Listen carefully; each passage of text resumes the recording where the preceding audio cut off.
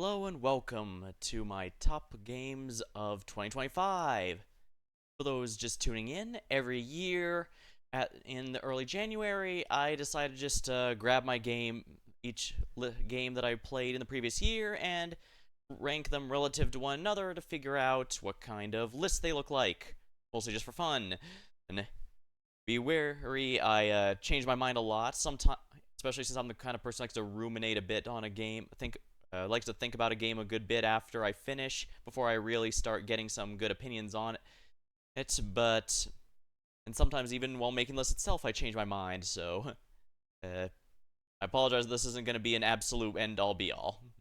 I separate new games and replayed games because they're both important, but I also don't think it's fair to directly go against ones, especially since I have one I basically replay a game entirely for nostalgia, and that's not a bit fair to the others now, is it?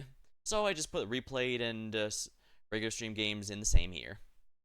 Alrighty, I've got a whole list I'm going to be going through in order to figure out exactly where each game ranks.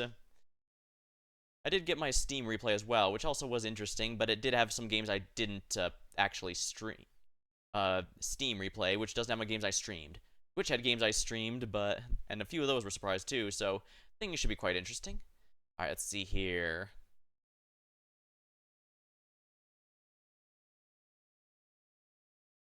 Alright, I can't go with ones that were streamed in December. Let me go through the list here.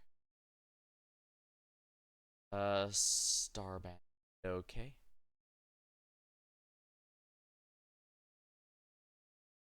I don't think I can use Starbound's music. I usually play each game's music along the way, but let's see here. First game I list that began being played in January was Starbound. That is a game from last year, actually, so I don't... I usually count a game when I started it for when it counts. I guess I can include it for the purposes of as a replay here, so whatever. Starbound it is. Alright, now Starbound. I guess it's your average everyday. Hello, difference. Welcome here. Starbound, I actually got a decent amount of attention. I'm guessing because of the mods that me and the friends ran. It's one of the few where I was absolutely shameless with some vor appeal. It's kind of funny, but it's kind of your standard craft and builder. I've heard some. Yeah, I recall Jasper did mention that it was a lot better when it was early development, since they had been gave each race a unique opening, which of course some of the mods even retained. They even had a Pokemon races for the mods. It's kind of funny. I guess it makes sense. They'd have stuff like that.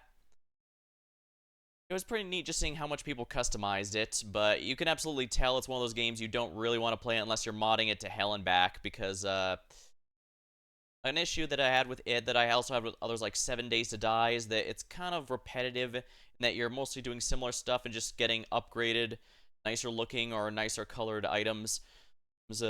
Each time you go up in the tech tree, you don't feel like you do much different, or it doesn't evolve much as it goes by. Yeah. Not to say there wasn't some upgrades or nice additions, especially since I started messing with having a crew and such. You could customize, or was customizing the ship, which is always nice. But yeah, it was enjoyable, but I think that it really helped with the mods that was specifically to appeal to me, and with friends that I just enjoy to play with in general. If not, I don't think I'd go back to it, if we're completely honest. It was a nice experience, but if you're hoping for an additional replay or something with new races or whatever, I wouldn't get your hopes up. I'm sorry. Now let's see, what else? What's after Starbound? Fate Grand Order. This one's a bit of a funny one, honestly.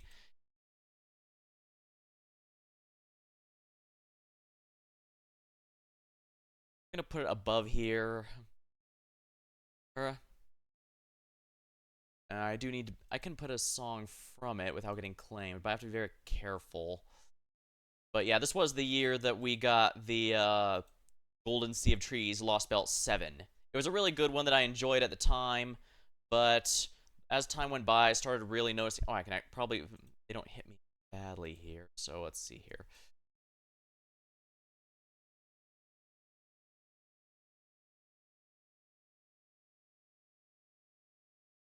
Go with a Gouda Gouda 5 battle theme, I think. That way we can make sure it's extended. Here we are. This should be fine.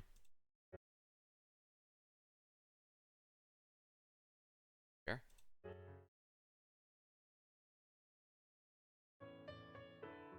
Alright, here we are. It's gonna get kind of loud, so I might have to turn it down a bit, but yeah. But yeah, I really did like the story chapter, and while I'm not sure if it still holds up to some of my favorites, it's definitely in the upper half of the Lost Belt storylines.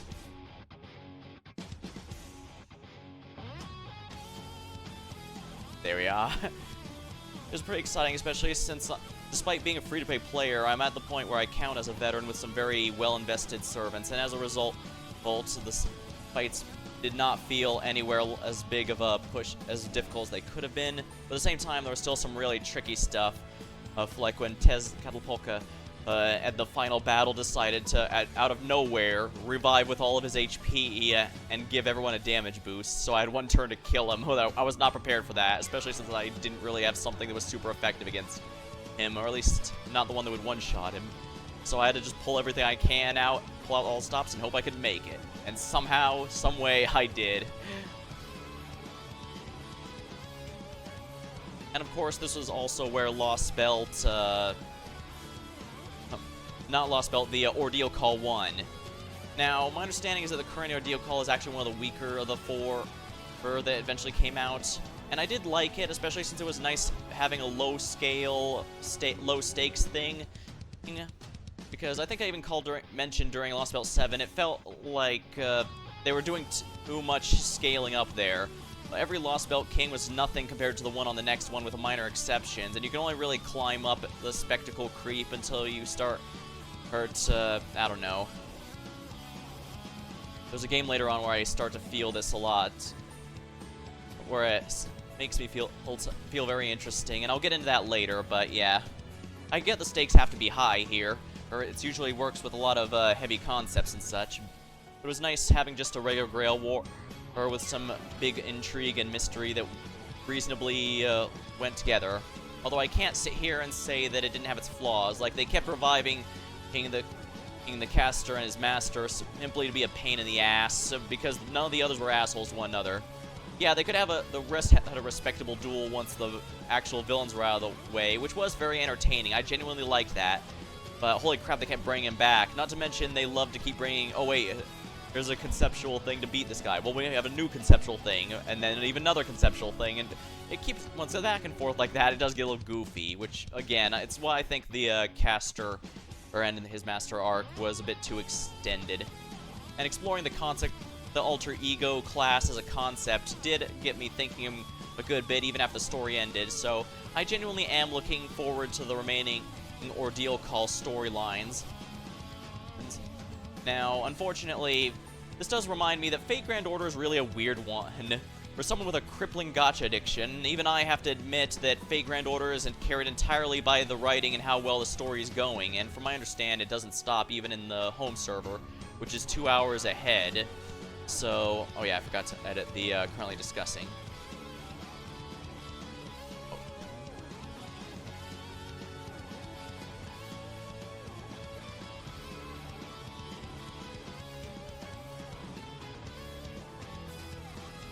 Yeah, it was a good time, and I'm glad I was there, but it's kind of, FGO is kind of an anomaly, because the game's from 2015, and the gameplay really feels that way. Not to give credit where credit's due, the devs have been trying to keep the combat engaging and interesting, but it's, a lot of it still comes down to buff up the crap out of one or two your damage dealers, and nuke the enemy with an NP each, whether it's a wave or a single HP, a boss with multiple HP bars.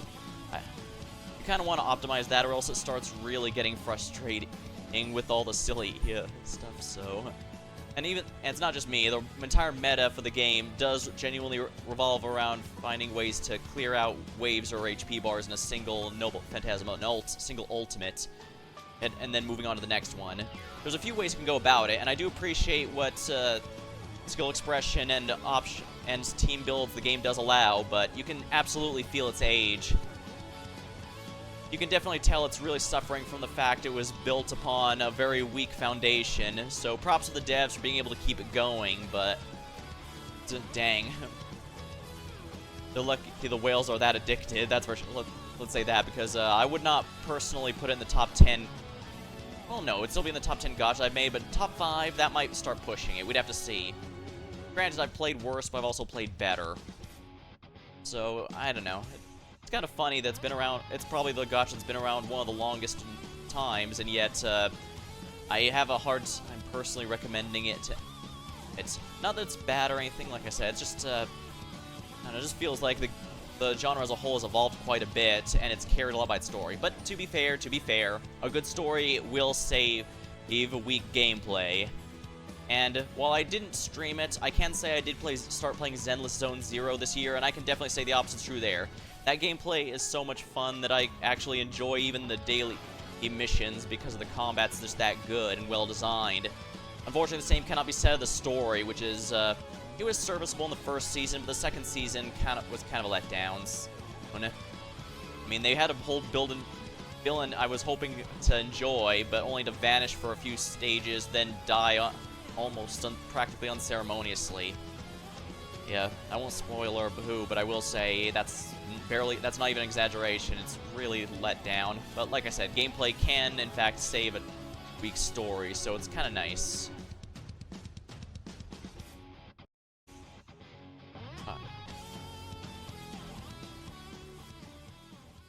Now, as for I'm not going to give a comment on the units released or anything like that, because, wait, what? Do I have autoplay on or something? I shouldn't.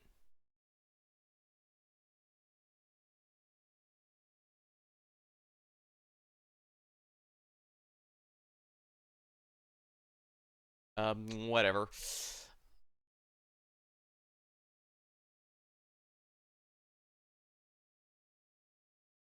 Oh, well, that was weird. Well, whatever. For now, I guess I'll go ahead and go to the next game on my list. Let's see here. Now, while I'm here, I should also say that FGO's current story arc has finished in the home server, but that is 2 years ahead, so if you enjoy me streaming the game, we've still got a good amount of time here before it continues. Alright, Super Animal Royale. I'm not sure that has any real music to it, so let me just edit this here.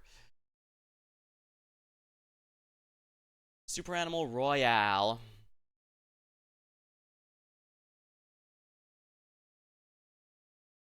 I guess right here in the middle's fine. I guess even it couldn't beat my crippling gacha addiction. Or rather,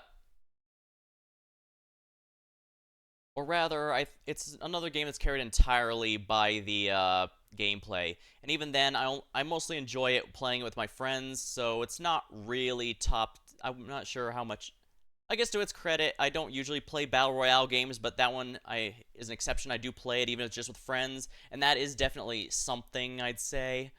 So it definitely does deserve props, especially since it's one I wouldn't mind going back to if the rest of the team wanted to as well. I just haven't been playing it recently. I even unfortunately missed the holiday event because I was busy traveling at the time. Fortunate, but I didn't regret my time, and it was nice getting the unlocks and such, customizing the character a bit. It's just kind of nice. Alright, now let's see here. Age of Wonders 4.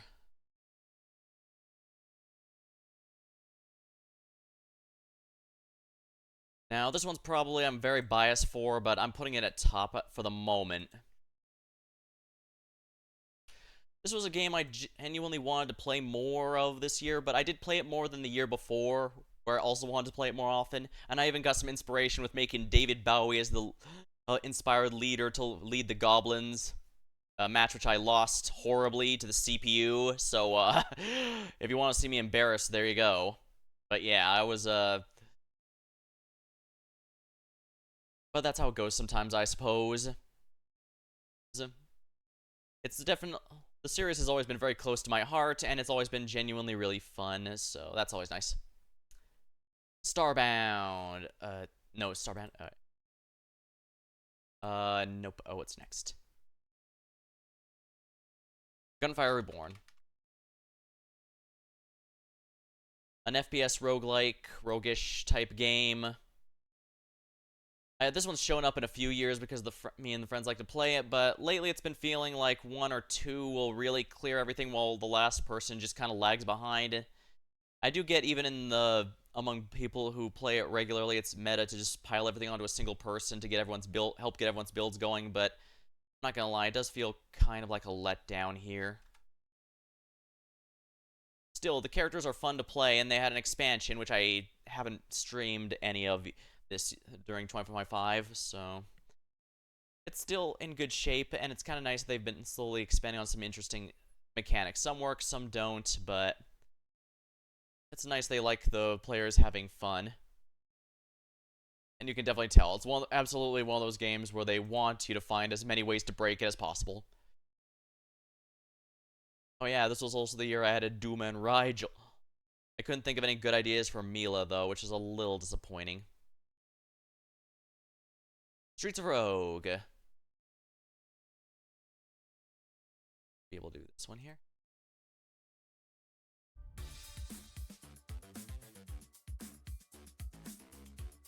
Yeah, that should be fine. Alright, so Streets of Rogue. Right, I gotta change this again here. I probably should use a better font for this. Streets of Rogue is definitely a game I still enjoy. It still remains close to my heart. But Streets of Rogue 2 has been delayed pretty hard, which is rather disappointing. The demo is out, though. You can give it a try yourself right now if you want. It's on Steam. It leans a bit more into the old school top-down GTA style. So there's actually vehicles and base building in there. So there's definitely a lot of good content, and hopefully I can enjoy that streaming it more once it comes out as well. But I've been pretty busy this year and did not draw this nearly as much as stream this nearly as much as before. But I guess that's not necessarily a bad thing. It's usually just a default I have when I'm not in the mood for anything else in particular, so it's just here if I need it, and I don't have to worry about it otherwise. And wow, I'm surprised that I didn't have too many new ones here.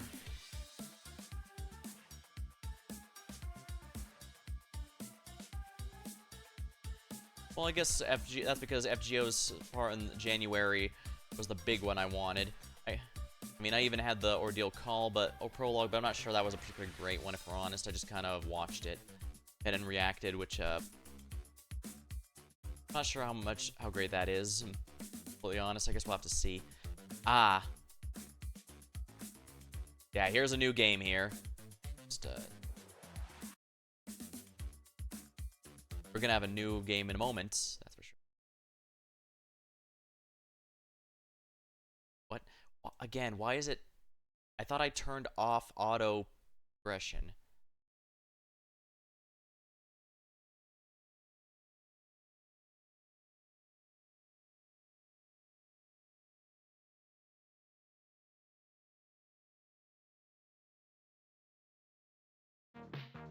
Oh, not this one. Wait, why'd it go from Streets of Rogue to Lethal Company? That doesn't make any sense. Whatever.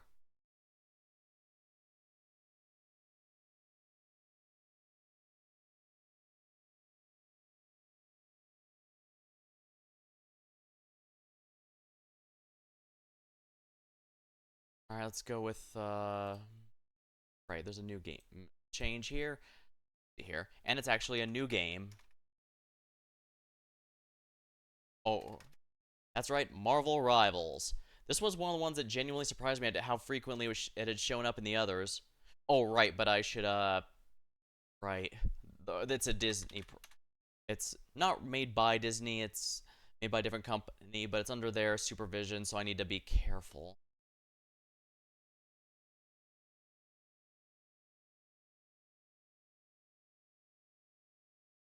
Let's go with an instrumental. They generally don't touch those.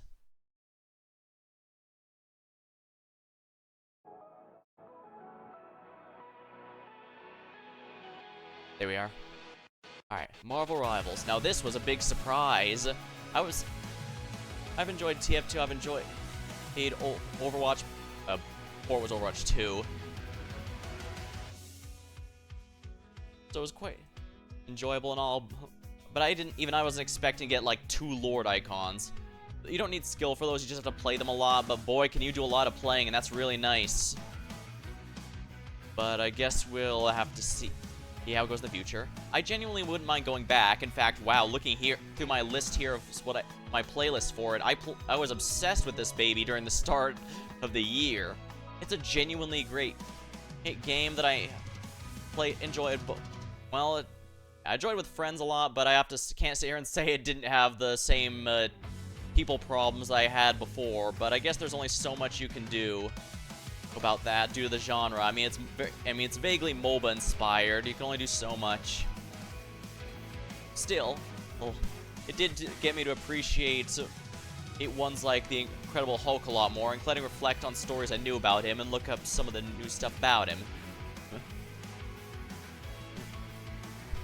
Pretty neat. And of course, it's one thing I also want to praise. They made a nice mix of famous characters, like Magneto in the Avengers, while also having some lesser-known ones, or more obscure ones like Jeff the Shark or Squirrel Girl. And they still doing that. I mean, they did add Deadpool, and they added a number of the X-Men, including the popular ones like Jean Grey, which is always quite nice. Balance is always going to be ridiculous, but yeah. Like, my biggest complaint was definitely a common one, that a lot of times if you have, like, Luna and Loki, you can basically stall the game for very large periods of time. And that wouldn't be so bad if they didn't keep changing all the healers to be basically interchangeable. But I guess since I was Hulk, the biggest thing that bothered me was that tanks felt like they were kind of just there. I felt like a Roadhog in Overwatch, where I was mostly a damage sponge that helped enemies charge their ults if me or the team aren't playing away. And I won't sit here and say I was perfect, but in spite of those flaws, all that matters is, was I having a good time? Yeah. Smacking people with the clap, leaping in and shielding the teammates just in time to keep them from getting swallowed by Jeff. Smashing Ultron in the face. Good times, good times. And I guess there is something to say when the heroes are all characters you were familiar with long before. That's why crossovers were a big deal back when they were a lot more rare. Like, Smash Bros. Was one of the very few where you got that. Marvel vs. Capcom, also a very rare time. Plus, they did make a decent mix of characters. Like, some of them, like Loki or Hela, were a bit more inspired by their movie counterparts, but others like Adam Warlock, and Ultron were very clearly more of their comic counterparts, although they did have skins for various ones, so it is also nice they had a nice variety for that. Appreciate it, that's for sure. Yeah, I might still go back eventually. It's just there's a lot that I've had on my plate. Okay.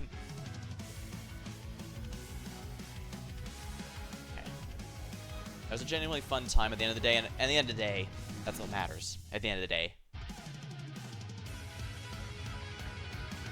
Oh, and just in time for the music to end. Again, why does it keep pushing forward? I deactivated the autoplay.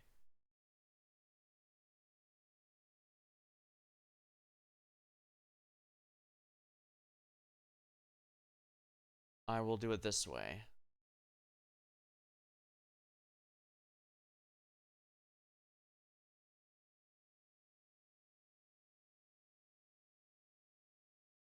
I've got a lot of praise and a lot of criticism, but it was a good time all the time. Let's see here.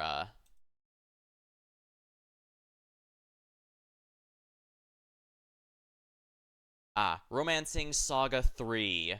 Okay. Let's go next.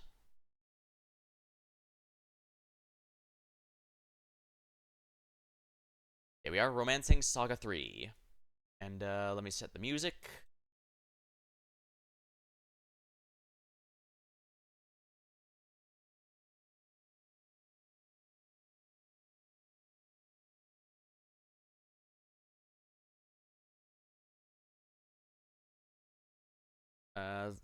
Square Enix probably won't like the music, so let's go with an arrange, an extended one.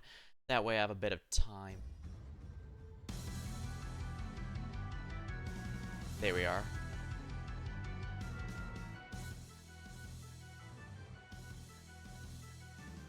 Oh, this is the second one.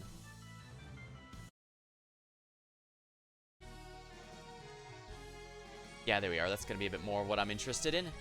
Romancing Saga 3. Now, this was a genuinely good classic JRPG. A friend of mine, Damien, did recommend it to me since I like 2. The difference being that 2 was a bit more about the history of a country, so even if your main character died, you'd simply choose their heir and continue on, almost like a very, very early version of Rogue Legacy, with the story changing a bit how you played out and how you handled certain things with your as a leader. Now, 3 was more of a traditional JRPG, where you would recruit different people from across the world and make different party comps and neat stuff like that, which is always neat. I genuinely had a great time with this, but it also did have a lot of old, early stuff. A bit of, some, you could tell it was, I don't know, bleh. I don't even know what I'm saying anymore. I'm losing myself. That said, I did accidentally screw up with the well, which thankfully the game does have the option to let you New Game Plus at any time you want, which is always, well, it does mean that even if you screw yourself over, you don't have to worry about that. You can just keep going. But I do think it was a nice time, especially even though for some characters I kept with them just because, well, it's a story. It makes sense to do it this way. Meanwhile, so it's nice that the game mostly did let me do anything I wanted, and it is also nice that even when a character left the party, they'd leave their gear behind your inventory. I can't believe new ones that try to call back to the Super NES JRPGs like this one forget that. That said, I do think the ending was a bit poor, because while it did make it clear that there was no turning back after the big assault, that's a huge selection of boss fights, and as well as an army fight that you could easily screw up, like I did. And then, but, oh well. And then I got stuck in the last area. But thankfully I was able to turn that into a hyperbolic time chamber, and basically make myself absurdly powerful to the point the final boss was the joke. Yes, you thought you could seal me in here forever, but little did you know, you've only made me stronger. But yeah. Hurt pace a lot, which is really frustrating, but I can't sit here and say it was awful or anything. But at the same time, I do still think Romancing Saga 2 was the more memorable experience overall. So yeah, I do think Julian was a good choice for the starting character, though, simply because it felt like a very fitting RPG plot, where he was the princess at the start. So then they joined together to stop the power of Oblivion before getting married at the end. That's a bit of stock story, but it did help a lot that she was also an important team member. I even managed to get the Snowman character to be useful, which is funny because every single guide warned you, oh no, this character's awful. Oh well. Kung Fu Boxing Snowman punches Death and Oblivion in the face. Now that's what makes a good JRPG.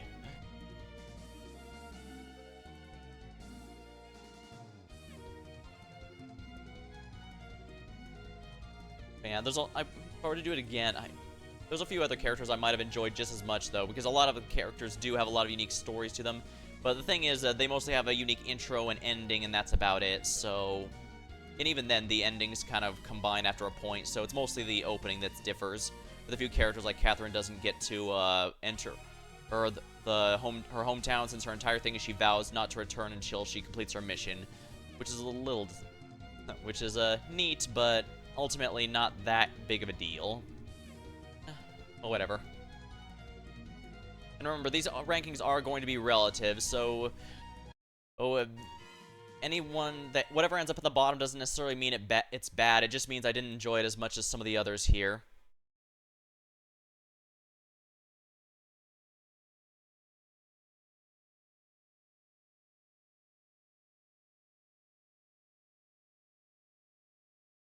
Alright, let's see here. What's next on the list? Oh wow, there was a lot of Marvel rivals here. Yeah, no wonder it was my... like I said, during the first half of the year, third half of the year, I was absolutely obsessed with Marvel Rivals, which I guess does go to show you that for all its flaws, it was successfully, genuinely very fun, and that is absolutely a big deal. Monster Hunter Wilds. Now, this one I played the demo with last year, but I'm counting that as separate, because that had a few differences, including having some late game monsters show up in the a little early, so you could, well, not mid, more like mid game, so that you could have a legitimate challenge.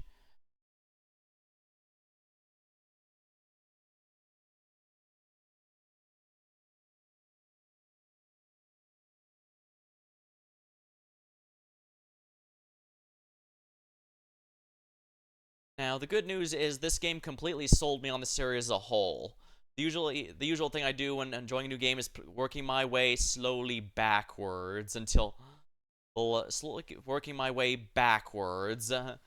It's until the first game, but that's gonna be a very long time, and I'm probably not even gonna stream it, if we're honest. But it is nice to see it's enjoyable there.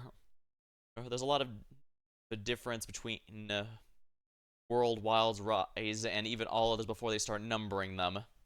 And yes, I have run into how the fan base determines opinion based on anything. In which case, well, I'm used to that. My first Metroid game was Metroid Fusion, and there was a time that straight up was not counted by the fandom as a Metroid game. Mostly, if you're wondering why, it's because it's mostly linear. But thankfully, that went away. Basically, the moment Other M came out, that became the focus of ire, and something tells me with Prime 4, which I did not play because I don't have a Switch 2, I get the sense people are going to start forgiving Other M for its flaws. Call it a hunch. But yeah. A great game, to be sure.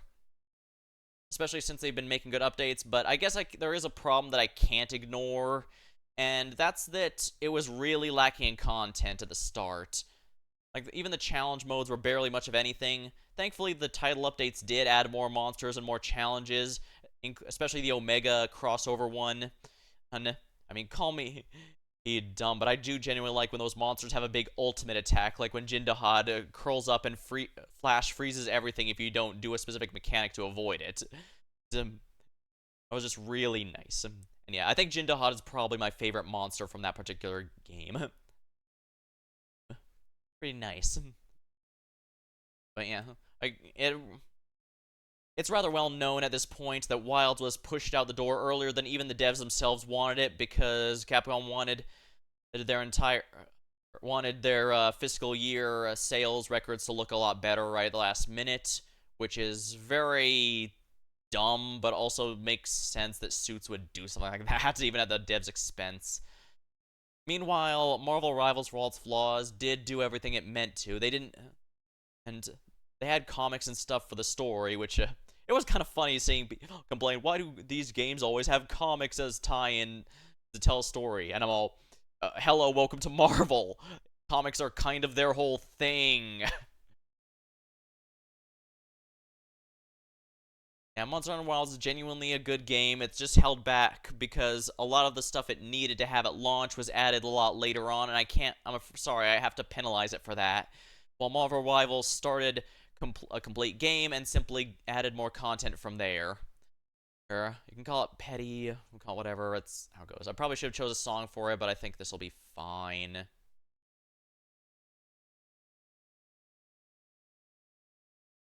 Right, let's see, what's the next one on the docket? And I will say, the one thing I should say positive about Monster Hunter Wilds, though, is that, well, for while having a bit of a simplistic story, it really did a good job of a lot of what it meant to do between world building and establishing the ecosystem, and above all, it was honestly kind of basically a better version of the first half of the Dawntrail story that Final Fantasy XIV had, which last year I did put it at a reasonable rank, but that was, well, for the content, because when I resubbed, I had a lot of content waiting for me since I had skipped most of Endwalker's and the last few patches of Endwalker. And unfortunately, I have to be honest and say, well, I'll get to that one when that game comes up, but by and large, yeah, unfortunately, 14 does have, all story stuff aside, good, bad, Shadowbringers story. even Shadowbringer stuff aside, it still suffers from the first couple patches being rather anemic in content. The 0.3 patch finally having all the really good promised content, but even then, all that gets expanded upon and made good by the 4 and 5 patch, which is probably why for most expansions I've just been checked out for those and only resubbing right before the new expansion drops to prepare myself, which does work, but yeah, we'll get to in a bit. But like I said, I can't ignore that here because Wilds genuinely did that story. It made me realize just how much better that story could have been done. Arknights, I think I just did the...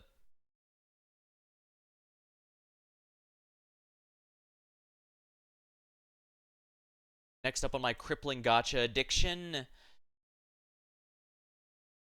And now, the first one I did here was the Delicious in Terra crossover, but this goes as far as the Chapter 15 story event, and that was a huge one where a lot of major reveals were made, major characters had a lot of major things happen.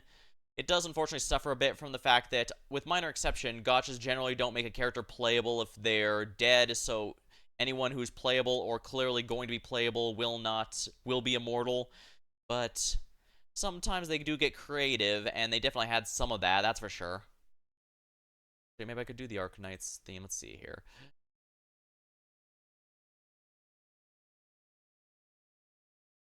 Here, Chapter 15's boss theme.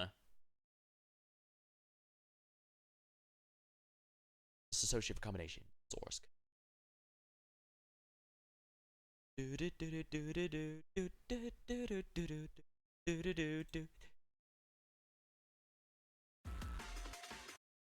Let's restart a bit, actually. Let's a little higher. Yeah, having to fight the PRTS system itself, basically an avatar for the priestess, was a pretty climactic. And they brought all the elite operators, so... Oh, that might be a bit loud. Never mind. Yeah, I don't want to drown out myself by accident. But yeah. I even tried to get some use out of some of my lesser used operators in there, like Blaze Alter without Yi, just to see how that would work. And wow, her true AoE is actually really good. Damage is still good even without him. But I can understand why people hate that she's only at a fraction of her true power while alone, which is a shame. I was even able to get some time killing the boss with Pepe, although later when I went back, Vina Victoria can kill them in one cycle. Pepe needed two, so I guess I still have some work to do. But yeah, it's pretty neat here. And just having the entire system turn against us, and the Originium itself was under the Priestess's command. Not to mention events later, like the Angels, the totally not Vatican, and of Laterano, having the machine god go haywire because it turns out the machine god that powered the Angels was itself a precursor creation. Dang, yeah. It was known for, don't get me wrong, throughout all of Arknights, it was rather known that a lot of precursor technology was being utilized. So a lot of people had it, but didn't quite fully understand it. So now that it turns out one of the precursors is still around and knows fully how to utilize them, that was terrifying. She herself insists she's not a goddess or a deity of any form, but she can certainly feel like it, given she has absolute control over not just almost every precursor technology, but also the rock cancer that is within everyone's bodies, including being able to Thanos snap them.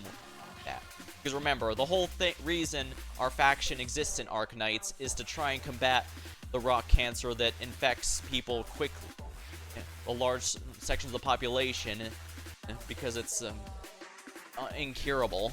So almost all of our members have it, since most of them are infected who wish to work either for pay or for treatment. Now, Arknights has both story and enjoyable gameplay, especially since, again, I did not play Zenless Zone Zero on stream, but I did play it myself, and I think the big flaw is that the endgame areas all really, really push DPS bursts here. Like Deadly Assault, you do need to have a certain score for a bit, but you also have very little time to do it, and the Shu defense update made it even from at the end of the year or at time of streaming. If they reverted it after this video, I'm sorry. I didn't know, but at the time of streaming, they changed the shield defense weekly so that your score is based on how quickly you clear. So it starts at max rank and then slowly lowers. Do that in something like Arknights, and basically half the damn strategies that people can use, meta or otherwise, are dead. Pretty much all defenders dead. That would just ruin everything.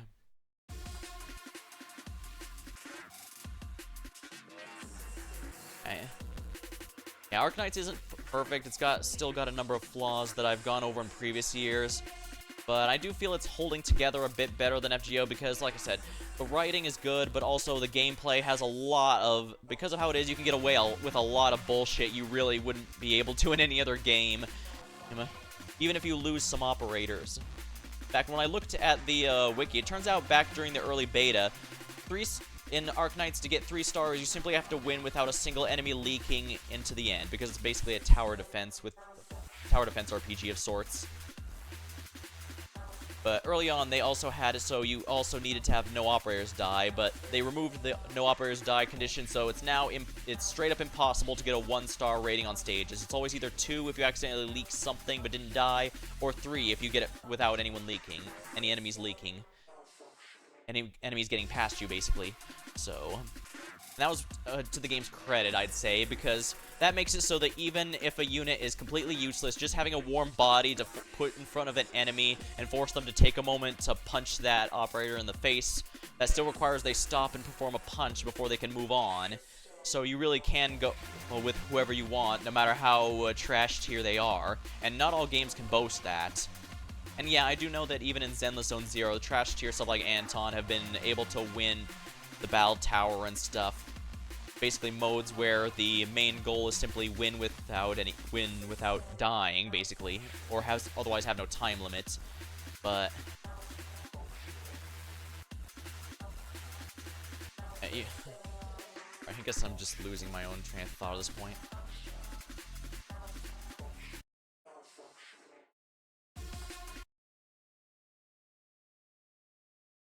Alrighty, so what's after Arknights then?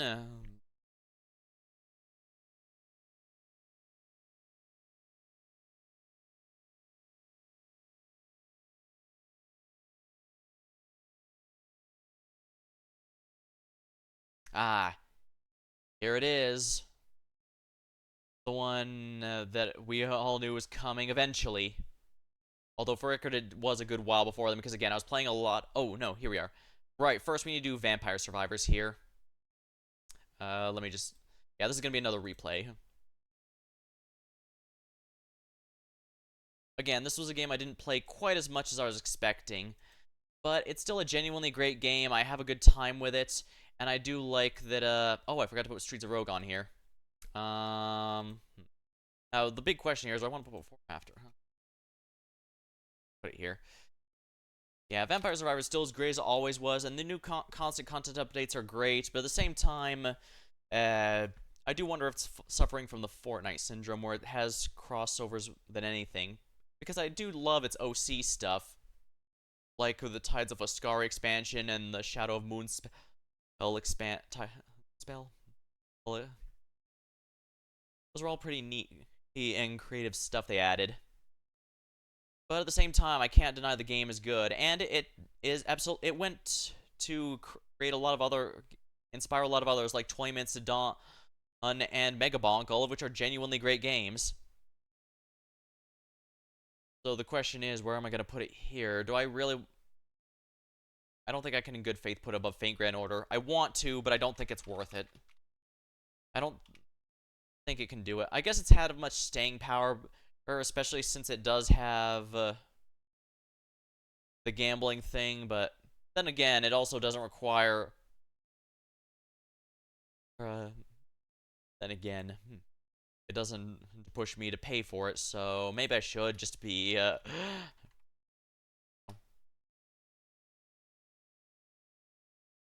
It is still content rich, and I did have a good time unlocking stuff as I went along, and I did still play a decent amount, unlike Streets of Rogue, which I slowly moved on from. Okay, and now is the big one that I was alluding to before.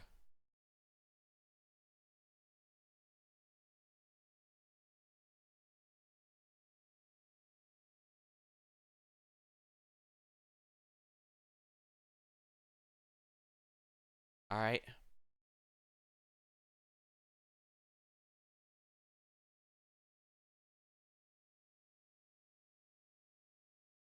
Yep, we're doing the exact one you're probably thinking of.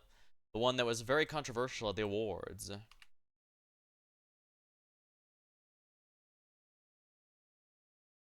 Clair Obscur. Expedition 33. This was a game someone gave me when they were halfway... a friend gave me because they were halfway through because it was just that exciting. And I must say, it did genuinely impress me, but, Game of the Year... Yeah, I agree with that, but I do think, best debut title. I don't think it worked for that since most of them are ex-Ubisoft devs. Although it is kind of funny that Ubisoft had the writing on the wall of had their fall in 2025 even before their any of the actual games of 2025 came out, which is kind of funny. They claim it's because people just don't like games anymore, but their previous employees are not having that problem now, are they? That said, I will say this definitely feels like another Undertale situation. It is a genuinely great game, absolutely, especially since it brings back some old JRPG stuff like an overworld map and learning skills Final Fantasy IX style without having to, without trying to just directly be Final Fantasy IX or whatever, while still doing something new.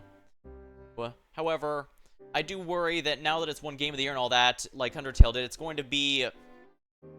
the hype's going to be more than it could possibly live up to. At the end of the day, it was only 40 people working together. The thing that and a lot of people, they spent a lot of money. Like, some people don't think it counts as indie because a lot of them pulled a decent millions out of their own pocket, which I can kind of get that. I don't personally consider money spent to be enough to disqualify from indie, but not only that, but like I said, they were all most of them were ex-Ubisoft employees, so this was not a fresh new faces in the industry. There are a bunch of veterans that basically saw the problems with the current studio and made their own. Don't get me wrong, I do genuinely hope they make more games, and I look forward to them, but I do worry that Clair Obscur might now be suffering from the Undertale thing where the hype's just too much. People are going to go, man, that was great, but was that really worth all the hype? It was good, if not great, but was it really worth all the hype? Because that's absolutely an issue that Undertale had. It's genuinely a great game. And again, it brought back some interesting concepts and takes on the Super NES JRPG format, but again, it wasn't. It was extremely well executed and handled. And yeah, I do get that for a lot of people, it feels like they might not have played an old school 3D JRPG before, like Final Fantasies 9 or 10. Because, and I can also get why people didn't like having to parry a game in a genre that's specifically meant to be a slow-paced and, thinking about it. Although I do also appreciate that the game does seem to take that to account to a degree, because there are upgrades and stuff you can where you can no longer block or dodge, but you take less damage in general. So you could and make no mistake, there are clears on YouTube of the bonus boss and final boss without blocking or dodging and just attacking like a regular JRPG, which is a good sign that they really have their pulse on what makes a JRPG good. Really nice. So yeah, I do genuinely love the game. It is genuinely worth all the praises there. And, yeah, this is and of course, yeah, the music was really good too. I can't deny that. So, yeah, I'm not going to sit here and be a pretentious, it was never actually that good. It was, but I'm going to be real with you. I am genuinely glad I played it before it got popular. As a hipster as that sounds, I definitely appreciate it a lot more when it was practically unheard of. Like, I did recommend it to friends, including Damien, whose favorite Final Fantasy is 9, so I know he's gonna absolutely love it whenever he gets to it. But it does still suffer from the fact that, oh wow, this is really bad formatting. I'm gonna have to fix that.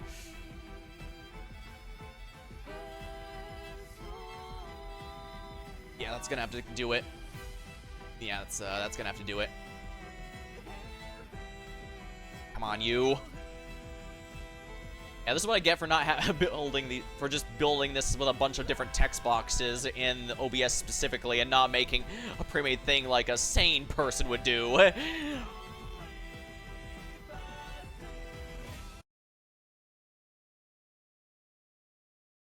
yeah, I can see what for a time there was even a lot of people who considered. In fact, even before it got popular, you occasionally saw people going, Expedition 33 is my favorite Final Fantasy game, because it really does have that. I mean, a brooding badass one-shots the party early on to establish how dangerous they are, or a third act twist that completely changes your perspective on the entire thing, and, but rest assured, my highest of praise is not without a number of lows. And I will genuinely say, I really hated the third act of the game. Maybe it's a bit strong, but I do consider that easily the weakest part of the entire game, because while it is nice you can do the Chrono Trigger thing and do as many side quests as you want, or just do the final boss, it is also kind of let down after all the big stuff that just happened. Depending on your point of view, it can also completely change things negatively, since it depends, do you count the painted world as a world in of itself to count? Or even some bigger ones, do gods create a world have the right to end it as soon as they're bored with it? Because that was absolutely the case for quite a bit here. And also explained why no one could even fight the painters before, or the artists can only really be taken on with other artists because they were basically the gods of the world, and so powering them up, so having Male having Male unlock her goddess powers to power up the team was the only way to bring their upgrades to a certain point. And before then, in the curator with his true identity known, it's clear, no wonder he had the power to grant you the ability to harm the other painters. And of course, I think straight up is the closest thing the game has to an actual evil villain, given she guilts Male into going into the pained world to help her with her job, and the painted over her own alternate self to make them destroy her own world, rather than, you know, just painting something that'll destroy the world for them, or, you know, doing it herself. And the game very clearly tries to make sure you have no way of knowing her before the reveal. The Titan, the being that was supposed to represent her, was already defeated by Simon before the story began, and none of the others painted family members mention her, so you're very clearly supposed to be unsure there.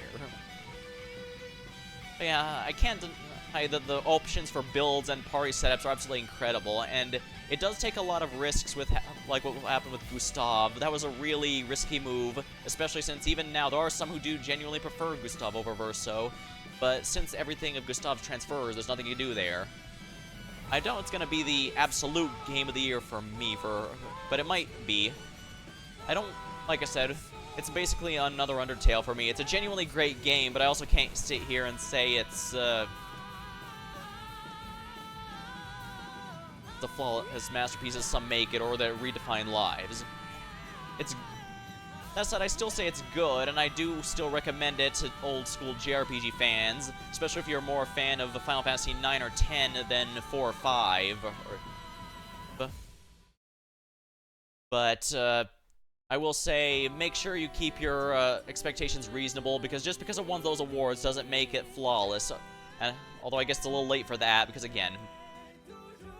Oh yeah, and I guess there's the elephant in the room. I guess I'm gonna go with Yahtzee's statement here. They said they ended up using some AI as a placeholder.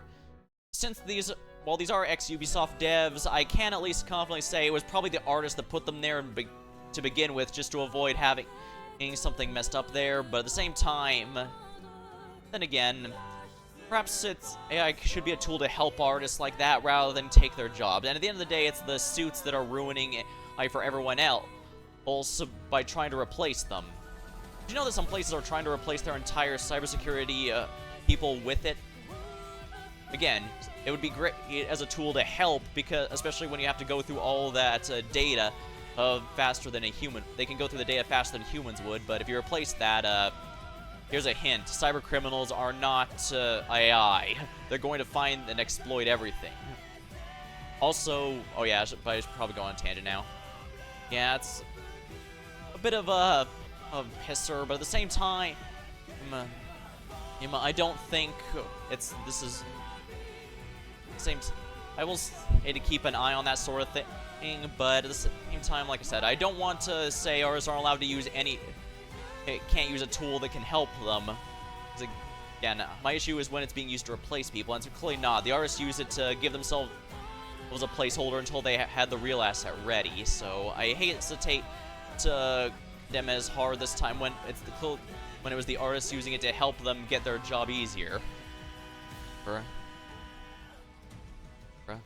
So in that case, it'll also be bad for cybersecurity to be using AI to help sort all that data quicker. I don't know. Probably a biased perspective. Probably might also be a good perspective for others, but I will say, like I said, I'm mostly mad at the people trying to use it as a weapon to replace others with, rather than, you know, a tool like it is.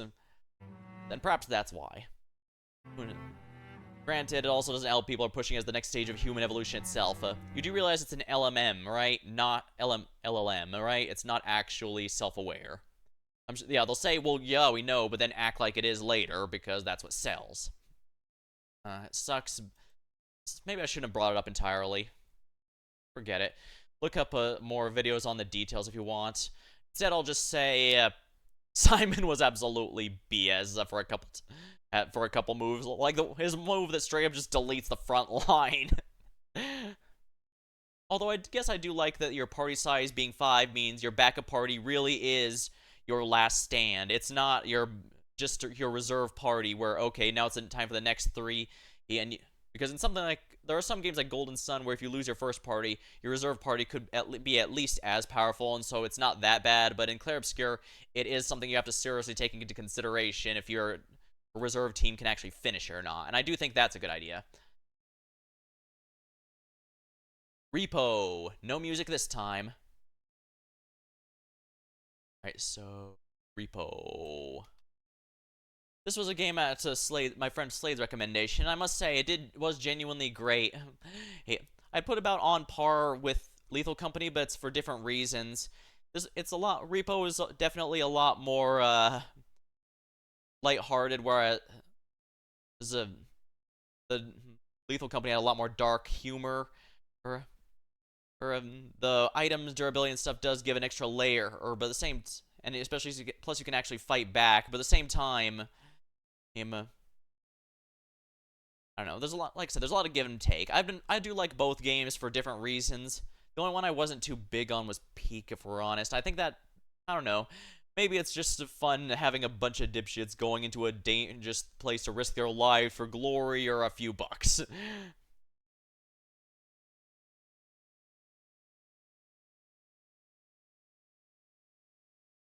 not sure I can't put it above Wilds. I'm sorry. I do love it, but I also can't deny I had a fun time with friends. Definitely had some neat stuff, but also some frustrating stuff. I mean, it does say a lot that Jasper had us waste no time getting the shrink items to fit on the cart thing, whereas with Lethal Company, most of the mods we got were just cosmetics and such. No, we didn't waste time to. Wow. I might have to talk with him about overloading the thing with mods immediately. But that's kind of how he is. He does like to make things a bit more efficient.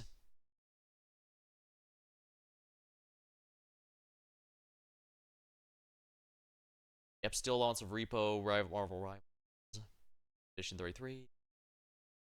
Did I really not put the thumbnail in place? I'll have to look into that. Ah, yes, the Paper Moon. It was around June when that dropped, and the next story won't come out until March of 2026, which is going to be a bit of a pain in the ass, for honest. Deltarune Chapters 3 and 4. Now, this one's probably going to be extremely unfair no matter where it goes.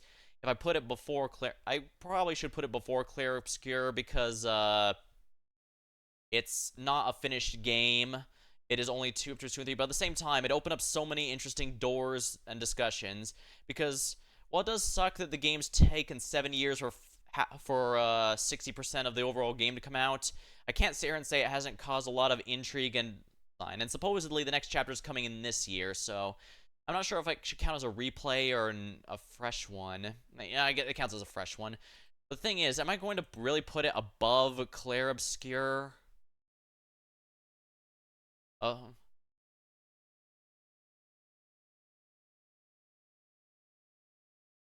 Then again, do I count 3 and 4 plus the chapters previous? I know when the final chapter comes out, I will in fact do it that way. I'll put Deltarune 1 through 7 together, but or maybe that's not fair. But then again, part of it is the speculation and research that goes into each one. Wait, what am I doing here?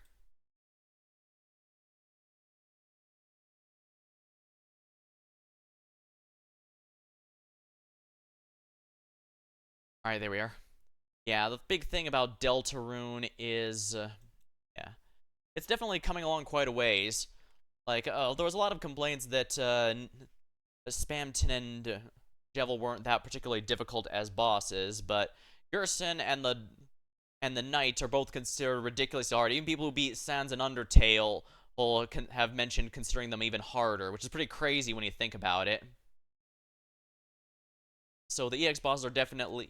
You could tell Toby Fox is definitely getting a lot better as craft as he goes. So, some of them kind of interest... And a lot of the mechanics things, like the Jack and Stain in fight, were absolute highlights. And of course, there's the final boss of the Titan, and completely shifts the direction of the game from here on out. Oh, the next chapter we know is going to be the festival, because they directly said in Chapter 4, the next day is going to be the festival. And I don't know. Originally, Chapter 5 was going to come with 3 and 4, which makes me think 3 is where we meet the Knight, 4 we do act through the plan, and 5 might be where we finally unmask them. It's going to be interesting with how much deductions going on here. Granted, some of my initial impressions I do agree with. Like, I do still think the Knight might be, if it's not Karol, it might be at least under her command. But I also can't, a lot of people can think it's Des herself. But this time, at this point, all we know for sure is it's someone connected to the to the Holiday family. At this point, I can't even rule out that it might be Rudy. Yeah. Yeah. Rudy is infirm and can barely leave the hospital bed. It took all of his energy just to be out at church for an hour before he had to immediately go back. But that doesn't mean he's going to be infirm in the Dark World. And that also might explain why the Knight refused to go into the Light World to follow the heroes into the Light World. Susie speculated it might be because they can't leave the Dark World at all. But it could also be that if Rudy left there, he'd be so sick that even a couple of teenagers, despite being a full-grown adult, he'd be so sick that a couple teenagers could easily overpower him. And obviously that would mean his plans are ruined. It's definitely going to be whatever the next chapter is going to be. I'm pretty sure it's going to shake everything, and that's just chapter 5 of 7. As for the Snowgrave, the weird route, we have no idea what that's going to be, but that route is also why I don't think anyone who's worried that Toby Fox is writing it as go along needs to worry. Unlike stuff like episodic games like Poppy's Playtime and stuff, they can't have route or bending the ink machine where they actually were writing as they went along. You can very clearly tell because there's never really any kind of path split or unique stuff. At best, there might be an unlock that lasts for the chapter or something. But the Snowgrave, the weird route, is something that persists between and affects a lot of things throughout the chapters. It is impossible to do that without knowing where it's all going to go in the end. So, and Toby is still sticking to it only has one ending. So there could be either the paths converge, like 2 different routes to get the same thing, or it could be that the weird route simply ends early. It's hard to say. There's still a lot of speculation on the prophecy, especially since the game went out of its way to avoid showing the entire thing to the player, so... I'm gonna be honest, I'm tempted to put Deltarune above Clair Obscur, which is biased as hell, but I did put Vampire Survivors above Fate Grand Order, so you know what? Screw it. Oh,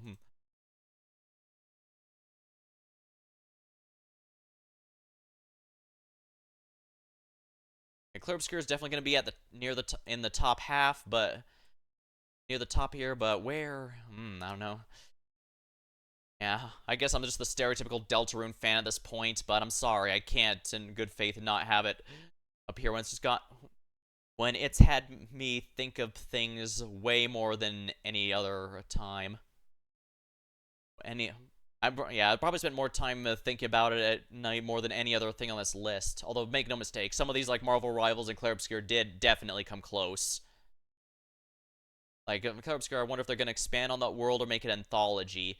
We never learned about the writers who tried to kill the artist's family. Yeah, but we also don't know if that was part of a bigger conflict or not. The outside world seemed largely irrelevant, if we're honest. Definitely gonna have to work something out, but let's see here. Probably should have had a Deltarune song going in here, especially since Toby Fox actually doesn't copyright strike people, but...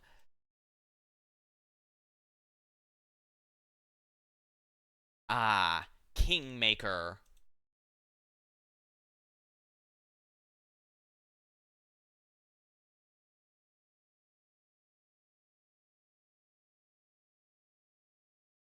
Alright, Pathfinder Kingmaker. Let me actually go for some music for this spine.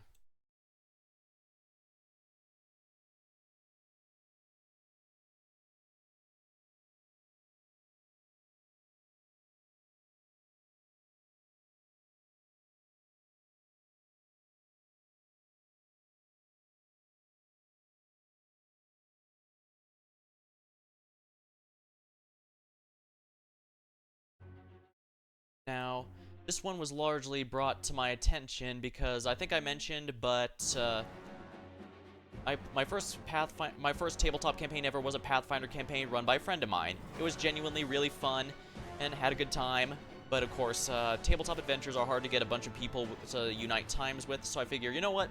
One of the video games will be great here. And so, the most obvious one was the first one, Pathfinder Kingmaker, where I played as yours truly, as a magus seeking... And it turned out to work out rather well. I was not expecting the Fae to be behind everything, in a way. There was definitely a lot of speculation about it. Some of the stuff you could tell was a bit limited in ways that would not happen in the tabletop campaign, like how they had to account for the fact that the darkness spell doesn't really work in a video game here, so they had to use Bane or something as an alternate key to making things dark to open a gate or whatever. The bosses each had their interesting bits, and the way they all combined did make sense. And at first, it would seem almost unthinkable that such a valid land, such a wonderful and fertile land, would be taken for so long. I mean, the most recent one was just some Bandit King guy, but that said, well, the Lantern King was a wonderful Loki-esque, and even gave me the option to have I guess the Fae version of a true demon ending in SMT Nocturne. It did feel a bit awkward that you can't actually save Nerissa, the supposed main villain for the majority of the game, without also romancing her, which did feel a bit goofy. I probably should have romanced at least someone, since I know there's an achievement for it, but that's how it goes sometimes. And I was actually surprised at how much the Vornhold DLC ending could change, but actually, I think that's the biggest weakness of the game. The final dungeon, Nerissa's House of Space and Time, was a pain in the ass, but especially since you had to swap between the two to get everything. But at the same time, I do think it was doable. It was just really slow, especially since you had a free safe spot to rest and restore regularly. Not to mention you could restore anyone who died for free because the Pathfinders Guild would allow you to create new custom characters anytime you wanted. The problem is, unfortunately, the fact that, oh yeah, the Varnhold DLC dungeon is definitely the worst, though. Once you go in, you can't leave, which is fine and all, except the dungeon is longer than any dungeon in the main game, except for the House of Space and Time. And it's, you're forced to have two scripted characters in the party, who are then forced out of the party because of scripted events. So you basically are stuck with 3 people, all that you may or may not have been aware you needed to even have that. Like, if you had your only trap disarmer was your rogue, well, guess what, buddy? The story rogue, well, guess what, buddy? That rogue is leaving you. Well, and there's nothing... and there's no way to redo it, which is stupid. You can't even go and recruit someone new in their place because you're stuck in there. There's several points of no return in that dungeon. And the final boss was so stupid, I straight up lowered the difficulty because I was not in any way prepared. I'm sorry. You can call it invalid if you want, but that had so many... I don't dislike the twists and turns, I just hate that, I just really dislike how much the game was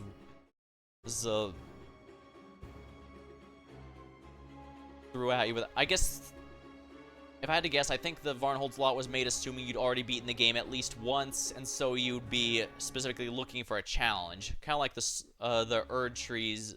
Kind of like the FromSoft DLC. Which is nice and all, except, even in the game itself, it advertises, if you play Varnhold's Lot, you can play your character here. So I was like, oh, okay, I'll do that. I'm barely halfway through the game, and yet it's expecting me to do stuff harder than the main game. That's ridiculous. But thankfully, the game does have incredibly customizable difficulties and stuff, and that's just really nice.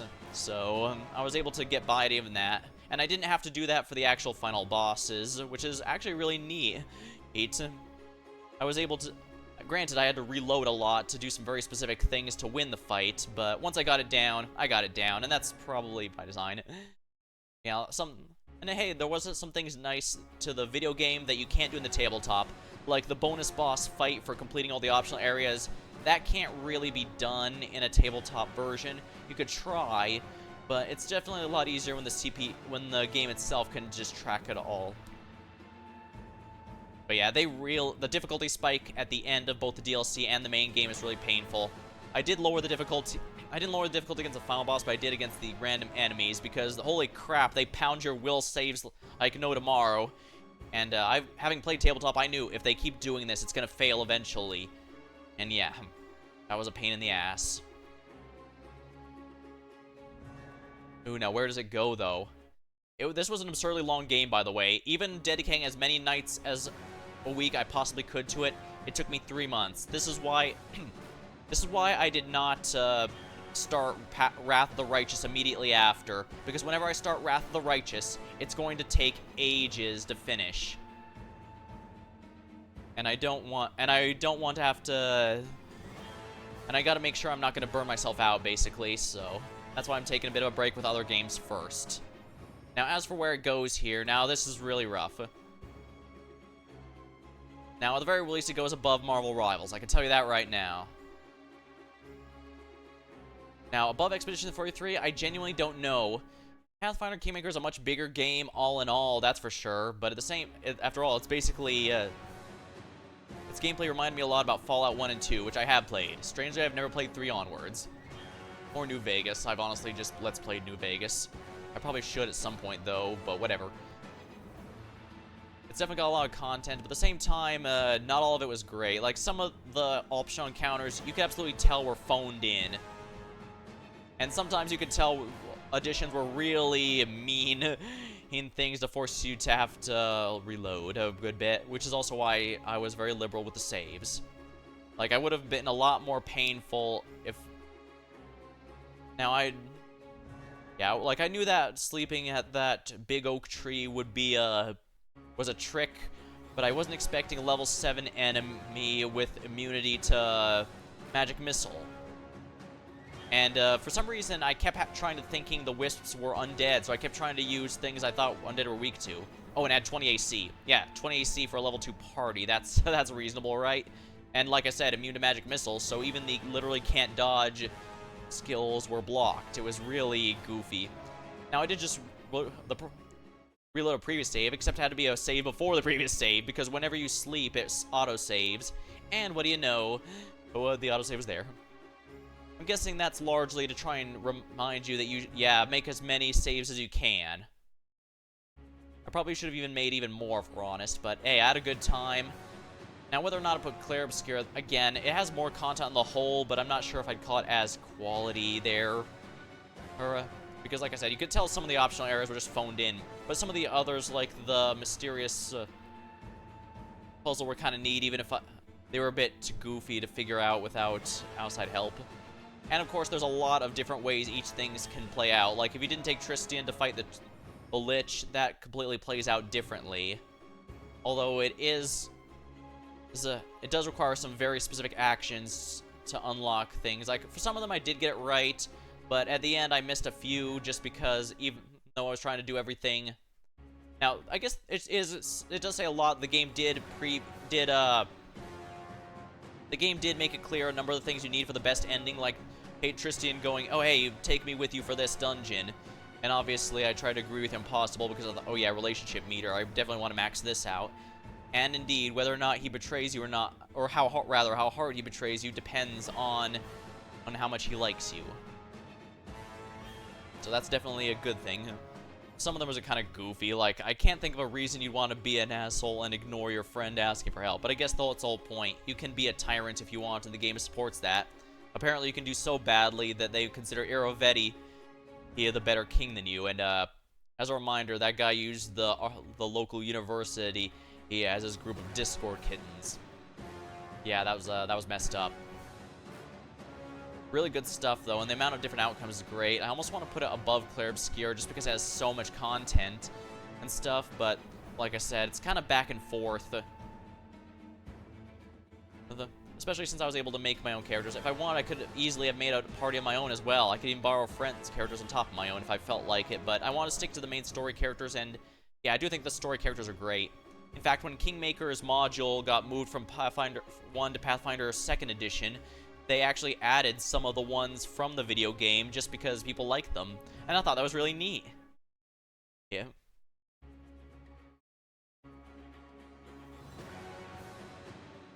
I need to sip my drink, hold on.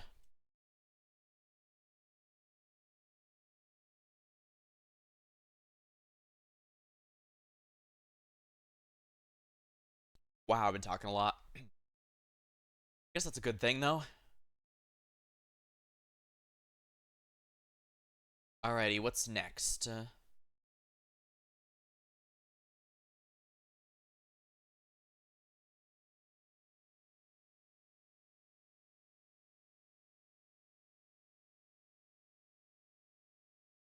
I kind of want to put Kingmaker above Clair Obscur, but I know in a minute I'm probably going to be changing my mind there as well. Even now I'm kind of moving Deltarune.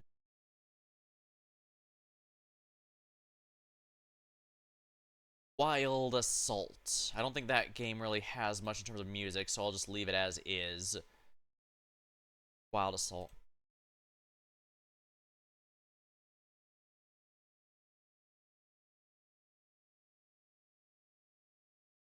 Okay, so Wild Assault, from my understanding, it's basically a military shooter like Battlefield or Call of Duty. Yeah. It works, honestly, it's good. It gives some reasonable customization in gear and weapons with the playable heroes. I'm sorry, Valiants. It's having some nice variety. Yeah, they're even adding more and continuing to update, but well, I'm not sure if I'd call it as good as Marvel Rivals if we're honest. And even Monster Hunter Wilds, I don't know. It's not again, it's very good, especially since they're having a good time with the stuff there, but is it better than Repo? I don't know. I hate putting it so low, but again, remember, these are all just relative to each other. None of them are a case of good or bad. I'll let you know if that actually is the case, but so far there's no bad ones.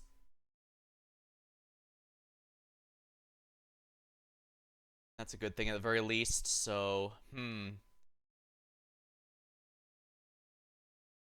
Oh, VR chat.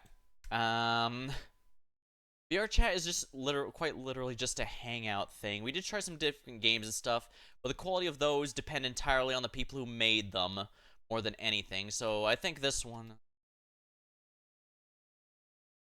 yeah, it's great as a hangout spot, don't get me wrong, but it also means I'm not really going there unless specifically friends are there. I got a cute Rouse avatar to use for now, but yeah, I'm not going to be able to do much here.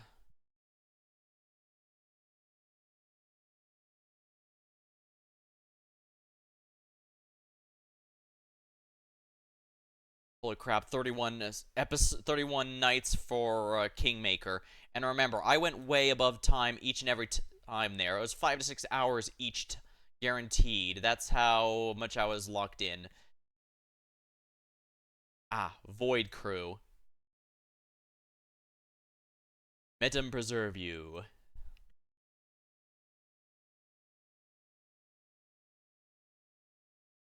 Honestly, this came about because of VR chat, if we're honest.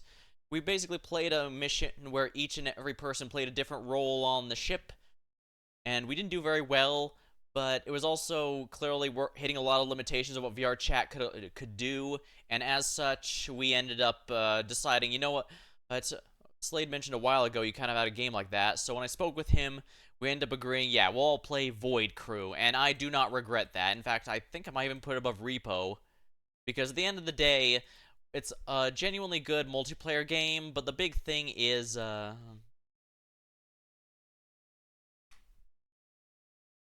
but the big thing with it is,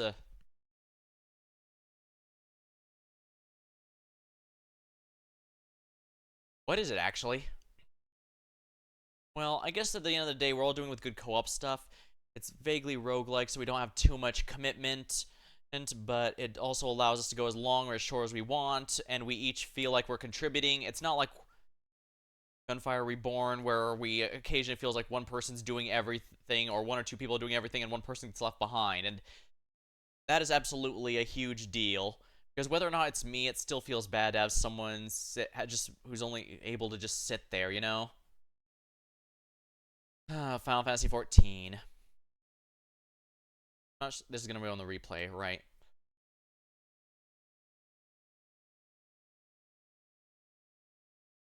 Now, the good news is the gameplay carries it. Remember, but the thing is, the gameplay has also been very similar to how it's been. They've differed it a lot in. The game was stagnated, despite what people will tell you. The game did not have class diversity feeling during Heavensward. As someone who played there, well, a lot of fans are going to disagree with me. So if you've played there, stop me if any of this sounds familiar. Let me change this. Alright, so stop me if that's familiar. A DPS with a dot, usually a second dot. It's a damage buff that you have to keep up 100% of the time, usually by doing an alternate 1-2-3 combo. A self buff, a direct self buff for burst, and yeah, they were all. The game has really gone through a lot of phases of everything seeming samey and things being a bit less samey, but ultimately, I think the big issue I mentioned before is very much present here. They found themselves a thing that works, and I do appreciate that, but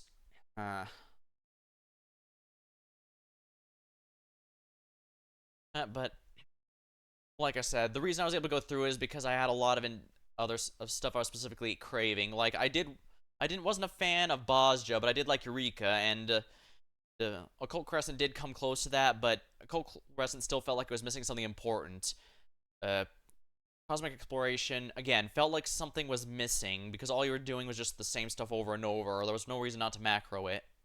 And of course, the patch storyline was basically just basically a do-over of the second half of the main story, which, yeah, I kind of did need that, but at the same time, that's a lot of time that could have been spent doing something else. I do agree the villain story and everything was a lot better than the first half, than the second arc, but, well, like I said, the Monster Hunter Wilds got me to realize it was the Ascension ritual was tournament, whatever, or trying to do a lot of things that Wilds just straight up did better, and 14 itself did redo it the second way with a lot better, but at the same time, it's like, well, like I said earlier, in terms of actual content, the game mostly benefited from the fact I was catching up on a lot that I missed earlier.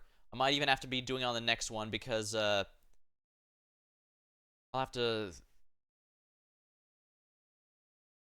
at the end of every expansion, I've always ended up playing other things and then coming back for the next expansion drop. It's not, again, the issue is not that it's bad, because it's not. The problem is that it's stale, because they've been using the same game strategy and stuff all the time. Like, even Shadowbringers. Can you tell me what the .1... the Shadowbringers is considered the peak game by almost everyone who played. So tell me, for fans of Shadowbringers, what amazing stuff was added, content was added that was added in the .1 patch? The answer is barely anything, honestly. because at point 1 is usually a very, very anemic patch, no matter what the game is, no matter what expansion it is. No, not no matter what the game is, no matter what the expansion is, because they've always been very anemic if you're unless it's Realm Reborn, but that's because Realm Reborn ended up adding a lot in the point 1 patch that was supposed to be out at launch, but they didn't finish in time because, you know, they were crunching like mad there. So they're never going to be able to do that. But again, or at least not without causing problems elsewhere, so yeah. Strictly speaking, there's nothing wrong with the game. I don't know. Do I put it above Fate Grand Order? Strictly speaking, I should probably even put it above Vampire Survivors, because I did generally play it a lot more, but do I really consider it better than those? Then again, like I said, FGO is carried by the story because the gameplay is just is functional, but I don't know. It doesn't. Even 14 feels engaging because I still have to build up a meter before going super as a Reaper, so I don't know. It feels disingenuous to put it below Vampire Survivors. It has way more content than that, and I has been playing a lot more, but at the same time, that puts it third to highest, and I'm not sure if it deserves that. Then again, maybe that's the whole problem. Deserves.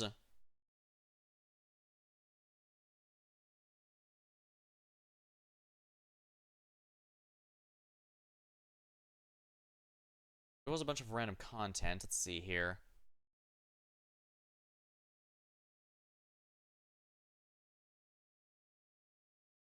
Like I said, as much as I want to call it a huge issue, I can't in good faith put it lower than any of those others here. Like Starbound, am I really going to sit here and say it was straight up worse than Starbound, a game that I had to put adult kink mods entirely because I would not refuse to play it otherwise? Is it worse than Gunfire Reborn, and a game where one of our 3 members is always left behind? Worse than Super Animal Royale, a battle royale game, which F14 has one of those, by the way. Or at least it did. No, that was a Fall Guys thing. But still, it has one of those within it. So basically it has one of those within it as a Fall Guys thing. So how can I in good faith put it below something that has just a slightly better battle royale when it has way more on top of that? Streets of Rogue, honestly, maybe, but that one was a lot more. That game I've just been kind of not in the mood for, more than it being bad or anything, and there's not much I can do about that, I guess. Fate Grand Order is possible. Vampire Survivors, I don't know. I can definitely say I'm not putting it above Arknights, though, because like I said, Arknights pulled out a lot of stuff I was genuinely not expecting. In Age of Wonders 4, I genuinely enjoyed my time with, including the creativity it would spark in me whenever I saw, ooh, new leader and nation I could make. And it's definitely deserves something for being able to spark my creativity on top of having fun even when I lose. So, yeah. Maybe I guess I should leave it at that for now. I guess there's not much I can do for now. Like I said, huge chunks of the year, you could tell, swaths of the year, you could see I was obsessed with something here. But that was also new games I was obsessed with. Because if I combine these 2 lists, I could tell you right now, it would not be in the top 4 or 5 here, because Marvel Rivals, I was absolutely obsessed with that for at least one whole third of the year. So that's not going anywhere. 14 did not get me that obsessed. It just I did have some good things of, hey, this is some content I missed that'd be fun, and that's always nice. Man, it was, yeah. Now, granted, I guess it might sound like I'm being pretty harsh on it, and to an extent, maybe I am. I don't disagree with a lot of the criticisms on it, although some I think are a bit unreasonable. Like, a lot of people saying this is the one that will kill the game. If the game was going to die, it would have been killed back during Heavensward, because was it Gordius or Midas? But one of those raid tiers was absolutely the game's worst condition.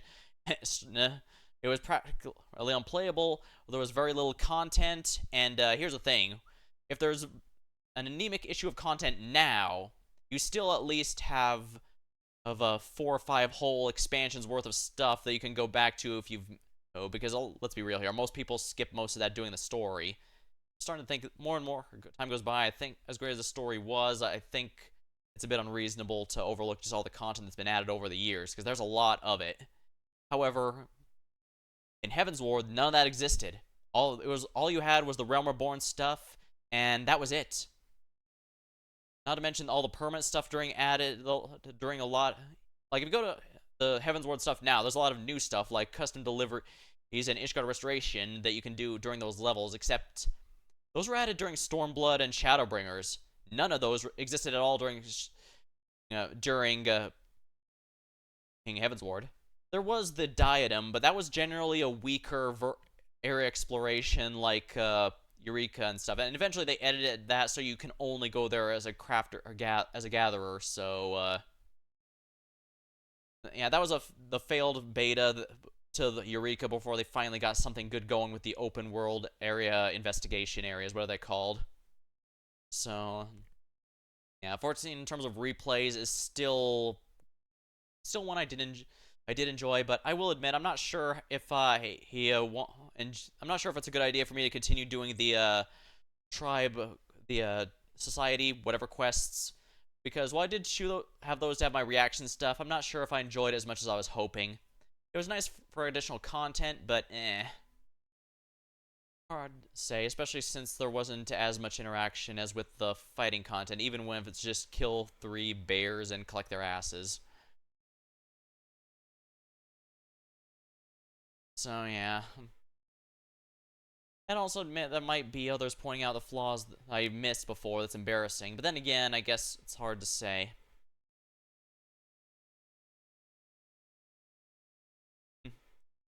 Like I said, I guess the game as a whole has always been up and down.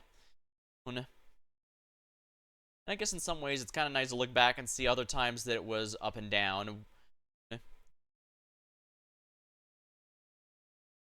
I still do think that some of these will be seen better in history. Like, I'm pretty sure Occult Crescent is going to be liked more in retrospect in a couple of years, but at the same time, that's also because all the best stuff about it will only be out once the expansion basically over. Because Bozja kept getting updates in the 0.4 and 0.5, Eureka kept getting updates in 0.4 and 0.5, and that's, like I said, that's not a good idea. These expansion areas, exploration areas count in 0.3 and basically just get continual updates until 0.5. So, and given they're supposed to take up a lot of your time for the expansion, that is really not good. Oh, man. Reed's story was great, though. I can't sit here and unironically... that was... Seriously, it was unironically a great thing. The raids have unironically had great stories, but then again, I guess even when the story's weak, that's usually the case. I mean, I'm not as big a fan of it, but the, Ivalice raids from Stormblood are universally considered one of, if not the best raid storylines in the entire game, so that's kind of nice. And of course, the Omega one is still looked at back fondly, since it did quite a bit of world building, and it was also the first time Omega had an actual personality, as opposed to just being a random bonus boss. And that's probably going to be the same here. Arcadian it knows what it's here for, to be a spoof on professional wrestling, and it does that well. And of course, Vana'diel, well, they know how to handle that. Even if it is largely an advertisement. I mean, let's be real here. There's a reason Final Fantasy XI goes on sale anytime Vana'diel gets a raid gets an update. But I guess what matters is if you enjoy the ride. And yeah, the raids, I enjoy the ride. I'm actually kind of surprised at how many people watched the app grinding for Occult Crescent. Then again, I guess that is a nice time to shoot the breeze and talk about whatever I feel like. Although, yeah, for as much as suffering as the Atma grind was, I do think it's good, because a lot better than the Endwalker one, because at the end of the day, when we're all suffering together, it's something that brings the community together. And so, there needs to be at least some level of bullshit to the Relic grind. Even if I get why Endwalker did the way they did, they basically wanted it so you could do any endgame content you felt like, and it would contribute. Fortunately, that took away a lot of what made it fun. And before, or rather, the fandom interaction, stuff like that. Though don't get me wrong, I do not want the stuff from the Realm Reborn Relic to return. Yeah, those books are absolutely disappointing, and while they did try to keep some stages secret, like saying ask other players, suffice to say that didn't work. People just data mined it and had it basically as soon as the patch dropped.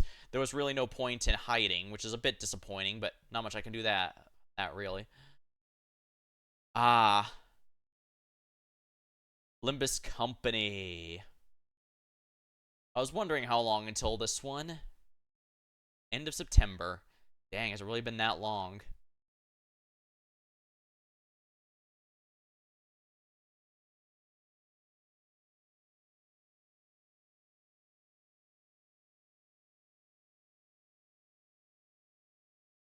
Alrighty, let's see here. What's a good... I can't use the Miri songs because, Millie songs, because those get me copyright struck, unfortunately, so we're gonna have to try a regular battle theme.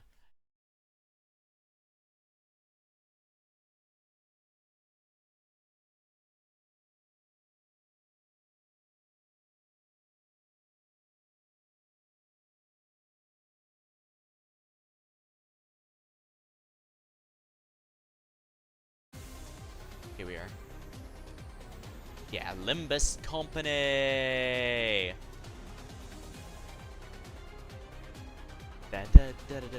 Wow, this is loud even when I have the volume on low. Holy crap.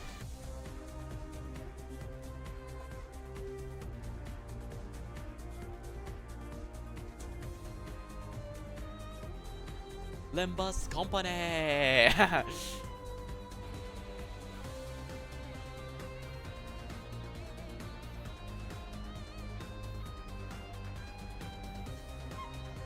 Now this is a good one.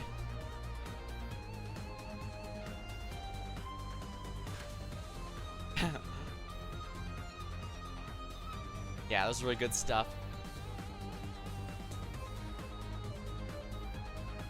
Yeah, Limbus Company. Now this is definitely the one that I was wondering about the most for quite a while. Now, I mentioned it back during the Kanto one, but a friend recommended it to me, but I was kind of hesitant to try it. It wasn't until the Arknights crossover that I decided to finally take the dive in, and it was certainly a trip. Kantos 1 and 2, I was already aware was going to be the worst, which was fine. I could easily just grab a single thing and obliterate the enemy with a single overpowered from the character from the friends list and obliterate the enemy with it. And I imagine that's only going to get easier as time goes by. But by and large, yeah.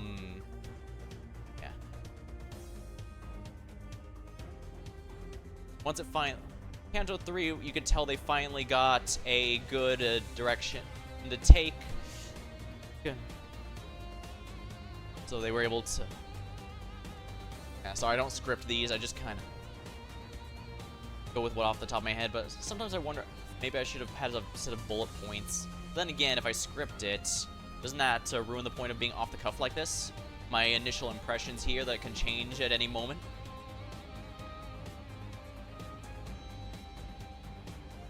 Yeah, a lot of... Still, it's well written when one of my least favorite sinners like Ishmael ended up one of my favorites at the end of her Kanto 5. Kanto 3, you could definitely see they're getting what they finally got what they were going for, though, since the capstone ID was tied to the final boss. I believe the fanbase calls those bad end IDs. And of course, actually, that's the whole thing. As a gacha, it's very unique since all you get are alts of the existing characters rather than new sinners completely. I mean, they could have had Zichun Ishmael just be Zichun herself. They could have had a Camille. They definitely could have had a Camille. Merceau just be Camille himself, and it would have been fine, but because it's stuck on here, they don't have to worry about selling Camille or Zichun to you. They just need to do their role in the story. And of course, they don't necessarily have to survive. They just only... Actually, even the sinner surviving is optional, since, the entire point of the story is to, is that Dante has time powers that can restore the sinners to life anytime they fall. And of course, the sinners, they didn't make the best first impressions. I mean, Heathcliff and Gosha started killing people for annoying them. Madon started killing people because out of her weird sense of justice, and just was a mess everywhere. But like I said, it says a lot when they can change my opinion of a character so much just from their story chapter. It's really wonderful like that, I guess. And of course, seeing, ooh, maybe this could be an ID, or ooh, this association seems interesting. With the story, with the individual ID stories telling you a bit about go to the timeline, which can also give some insight into stuff. Pretty nice. And of course, non-stop memes, although you can very much tell how weak the first couple cantos are, or when they, the memes are usually around the deeper part of a character when it shows up, like,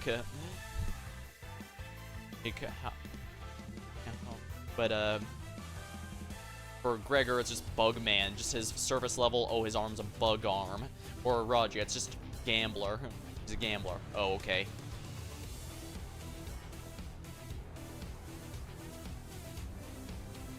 Definitely. But I guess it's hard to attach those. They'll probably start. They have been taking steps to fix that, though. Like, we do have direct interaction with Raja during the time-killing time to explore her savior complex. Yeah, we didn't see Sonya, her rival Sonya, actually do anything, but she saw that his men basically worship the ground he walked on, and of course she's going to go, of course, it should have been me, not him, and she wonders if she's actually accomplishing anything if nobody's considering her the hero there. And of course, there's always speculation on stories and fiction here. And this also, oh, by the way, Mealy actually did do a song for Arknights, not just Limbus Company. Yeah, she did the Arknights 5th anniversary celebration song, so I guess they had a connection even before the crossover, assuming it wasn't finalized until later. Dang, yeah. It's definitely a pretty big...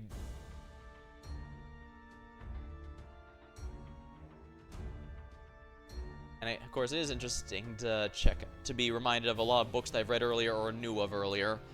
Kind of funny, when I checked out The Stranger, because L'Étranger from Team Fortress 2 was a reference into it, I never expected it to become relevant now that Merceau is actually a character I play.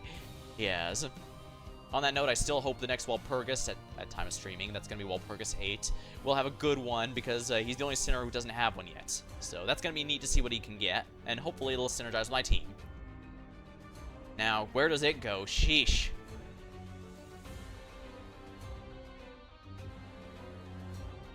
Now, probably should go below Deltarune, because I'm a Deltarune dork.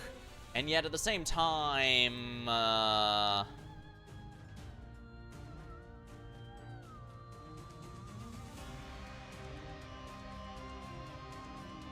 and of course, yeah. Now, favorites definitely still include Dawn and Hong Lu, but least favorites probably, honestly, probably still Roja and Gregor. Not because I dislike them, but because they have the least amount of time to shine. And you can tell they're probably going to do something with them later, because the devs are clearly aware that some of the Sinners are better developed than others. Although they did go out of their way to show that not all their storylines are complete. Like, the entire point of, like, after the checkup, it was made clear that, yeah, just because Dawn defeated her father and the vampires were almost all gone doesn't change that she still has some problems to overcome. More specifically, we need to find a way to make it so that she isn't a blood-starved vampire that goes berserk. Yeah, her magic shoes will protect her for now, but how long will they last? Is a miracle they even last this long. And of course, Lord Hong Lu, the capstone ID for his chapter, did imply that he might actually be on borrowed time. So if he spent most of his life drifting and might have even been on borrowed time on top of that, that's pretty rough. That's pretty deep stuff to think about. Love it.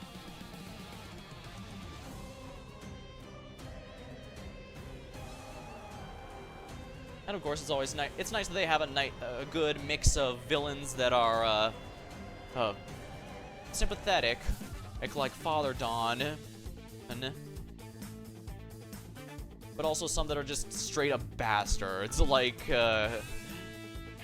Jimu, like Lady Mu and Cromer, just straightforward evil.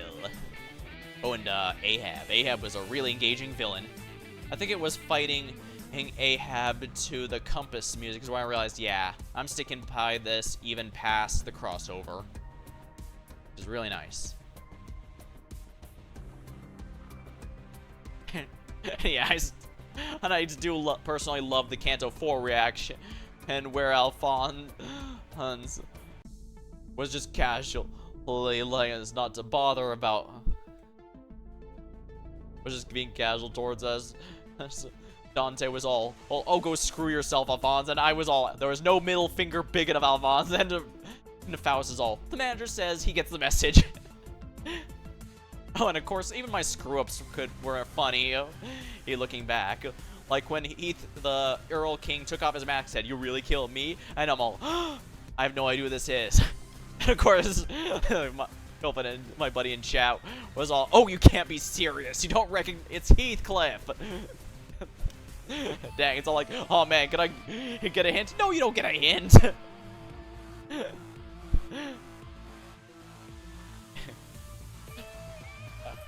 Sometimes I can be oblivious, but hopefully it can at least lead to some good funny moments. Though I do admit sometimes on stream I'm take a bit bigger risks than I probably should, if we're completely honest.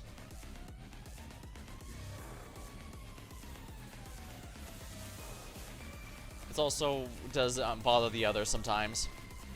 They don't too bothered by it. So some of them find it, at least one found it funny, but I don't know. I guess we'll have to find out.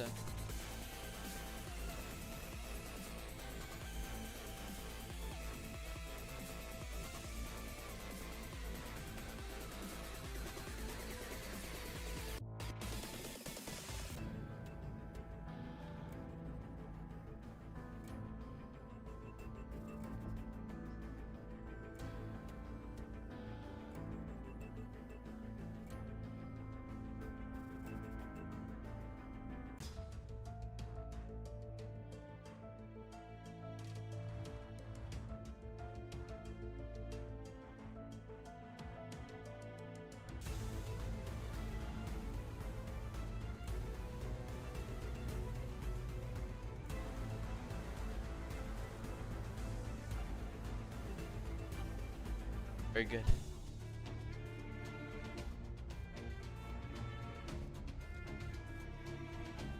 Here.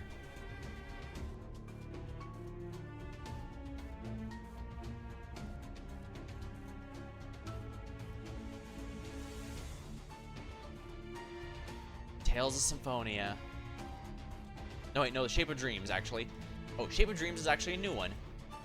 Unfortunately, the OST for Shape of Dreams is not on is not from where I got found, so I'll just keep Limbus's going. Shape of Dreams is a Hades-inspired roguelike taking place in a dream world, and it's actually kind of interesting. I liked it a lot more than I was expecting, and unlike Gunfire Reborn, it doesn't feel like we keep getting left behind. Honestly, I think I liked it even more than Void Crew, so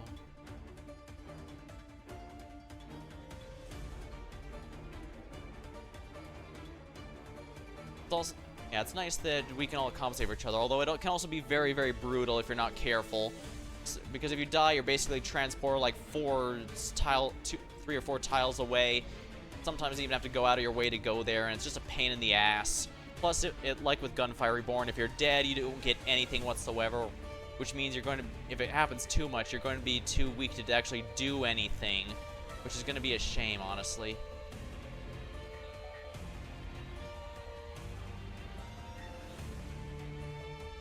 Dang, and putting all the battle themes here, you really do start noticing the leitmotifs that, I think I mentioned starting to notice the leitmotifs to Limbus Company's generic battle music around Canto 8, but when you hear them all in a row, like this anthology I'm listening to right now, it starts becoming a lot more obvious.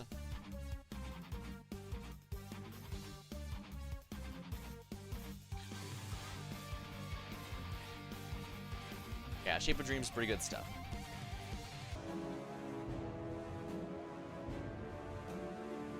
Alrighty, what's next? Oh yeah, this is Tales of Symphonia.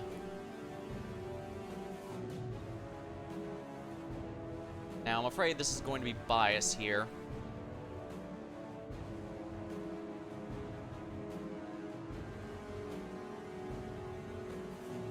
Tales of Symphonia. I've actually not played that many Tales games. Just this one, Fantasia, Abyss, and maybe one I forgot right now. So wouldn't say I'm a fan of huge fan of the series or anything, but this one definitely got my attention when I was younger. And if we're honest, when I went in, I think I even mentioned it, that I was worried it was not going to age nearly as well as I thought it would. And be, yeah, I understand why I love this so much, but it's just not actually that good, but...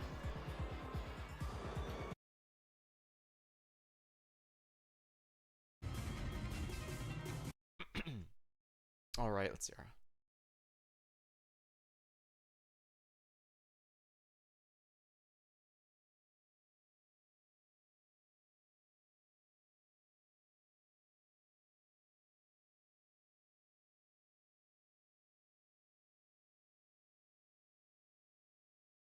I could go with Fatalized, but I'll probably go with Final Destination, the final boss theme.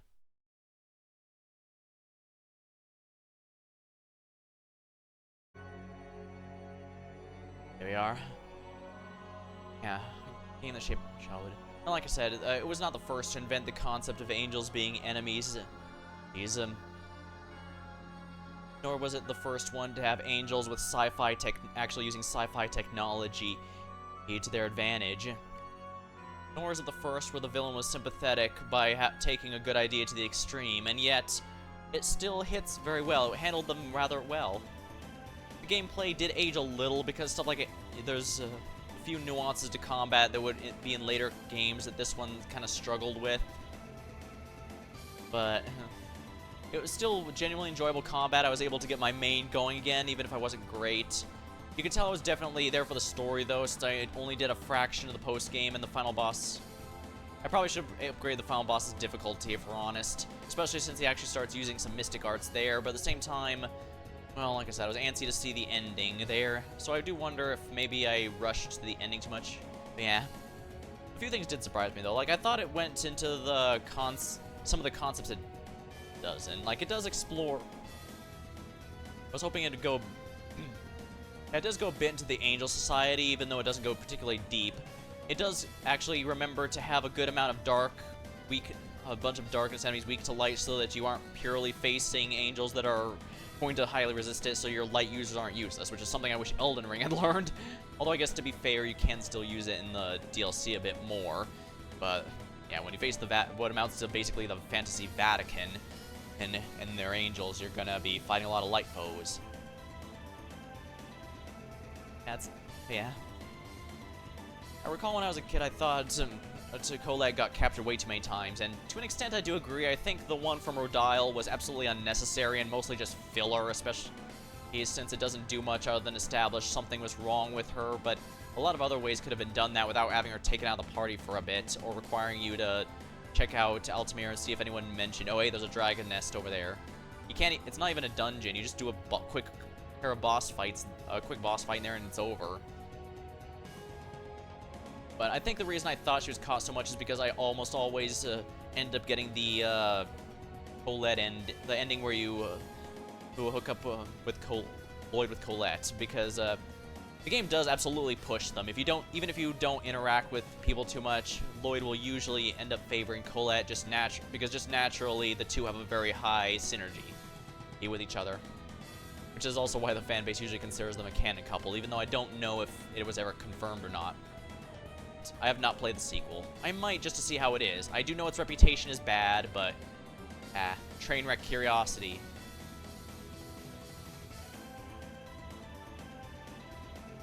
I do love the final boss theme. And of course Mythos, so twisted, making people the same. Create what Yahweh from SMT. His world of silence. True quality, but also lack of emotions. Possibly even freedom. Then again, we did see some of the angels talk down to the ones that hadn't yet ascended to have angel wings, so maybe it still wouldn't have worked. Maybe they still would have found ways to divide one another. Hard to say. Yeah. We do supposedly it's a prequel to Tales of Fantasia, so Daus and his is from there, but he doesn't talk about his homeland much other than his part of his motivations. He doesn't talk about how he lived there, how people live there or anything, so... Then again, that game has a lot of complicated stuff due to the time travel plot, so I'd rather not get into that, especially since this isn't about it. But yeah, it actually had a lot to... Like I said, I actually thought it didn't handle the story with as much grace as it actually did. Like, I know Lloyd was an idealist who wants to try and get everything to work, but... And I hope people get together, but he constantly runs into problems and constantly fails at it and barely scrapes by. So it isn't trying to say, oh yeah, you just have to try hard enough. No, it's going to be even when you do your best, even when you succeed, there's going to be setbacks. You can't quit. And if you want that, you can't quit. Otherwise, it's all for naught. The only issue is that a few of the latecomers like Regal have unfortunately much smaller story arcs, which sucks, but there's also not much you can do about that. A lot of RPGs unfortunately have that problem where the latecomers struggle to be as developed. I also unfortunately missed a few of the optional scenes like Rain meeting her mother, which would have made better context for her story there, but that's how it goes, I guess. I wasn't using a guide the whole time. I was pretty much going by the seat of my pants because I wanted to see how well my memories went. I only looked stuff up for some of the differences between versions, and it was relevant. Like, that one Devil's Arms, the guy who lost his stuff gambling, you normally he didn't buy it from straight up. But here, you can buy it, but the game very clearly wants you to gamble for it, and since there's no save point to cheese it, it's a little tricky if you don't want to just buy it directly. But I do like that everyone got their own Mystic Arts finally, and the bosses actually do start having a few more tricky stuff. I struggled more than I was expecting, but I guess it's also possible. Fading out? Oh. Wow, this extended version has a very bad loop. I'm sorry.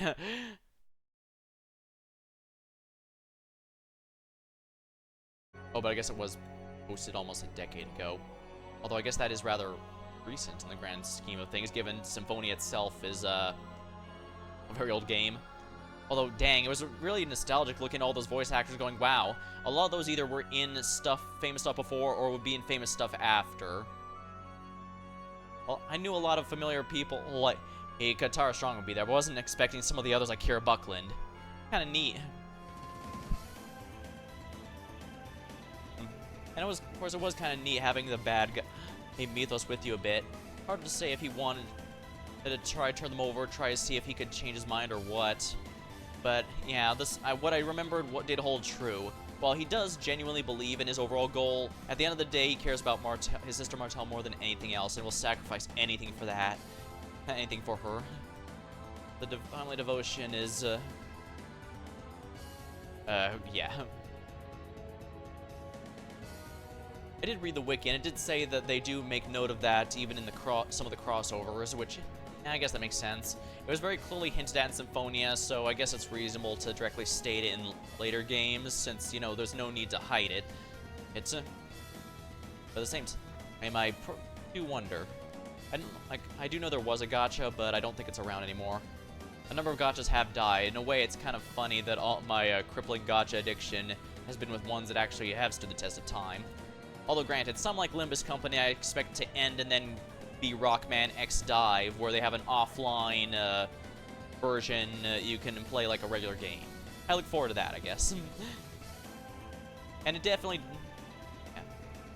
But yeah, if Limbus Company did sell me on the rest of the franchise, I will say Symphonia did make me think maybe I should play another Tales of game. There's quite a few that have been since, although it's been a long time since Tales of Arise, which is the most recent one as of time of streaming. There could be another one in the future, but according to the timeline on the wiki, Tales of Arise is in fact the most recent one that's not a spinoff or something. It's the most recent mainline title. Kind of interesting in and of itself. And it's fun. It was fun that I could still remember some of the combos to abuse, like making my main, making Sheena have so much light resistance that Mythos heals her on his light damage, which is everything because he's king of the damn angels. So king of the angels. Of course, everything is light.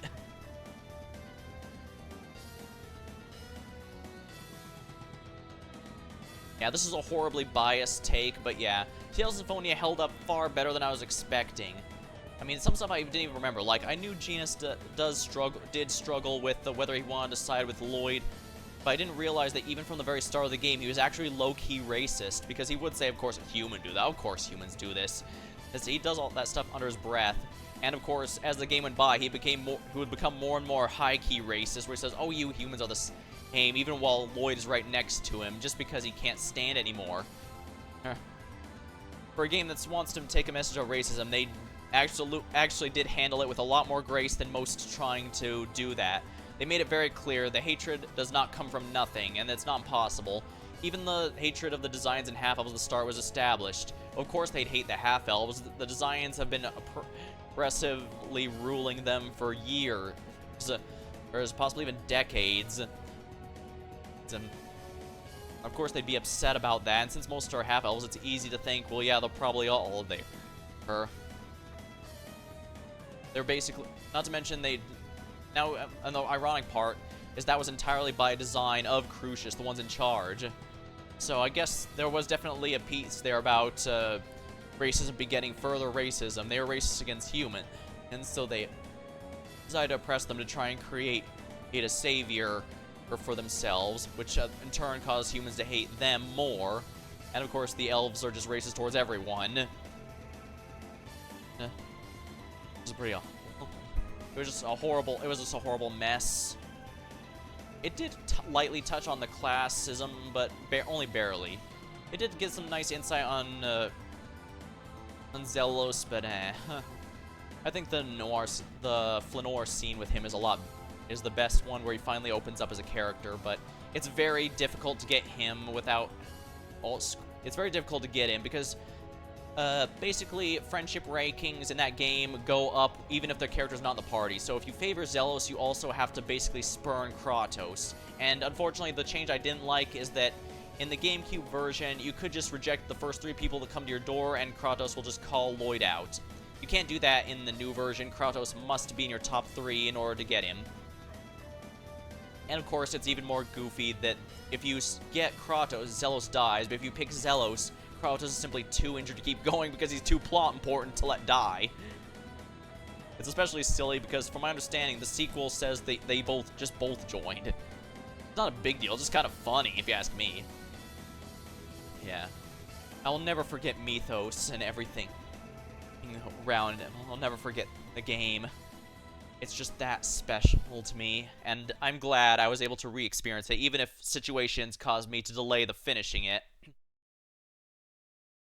It does suck that it ended up so as easy as it did. I ended up accidentally over-leveling the final boss, but, well, like I said, I wasn't doing it for the challenge, I was doing it for the story to see if it held up, and yes, it held up even better than I thought it would, including some things that I actually aged surprisingly well. Granted, I guess being an adult myself means I can now follow Rain and Regal's point of view, since they're the clear adults of the team, even though Lloyd is, officially the leader. Including why they'd make difficult decisions that they knew Lloyd would very much hate, but they still would understand. As well as why Rain was kind of painfully cold and blunt at times. I mean, it says a lot that when the party was dwindling, she didn't bullshit. She said, yeah, I'm probably gonna die here, so please don't forget me. Yeah. Oh, but I don't want to lose you. But if you save me and you die, then I'd rather be dead. Pretty heavy stuff.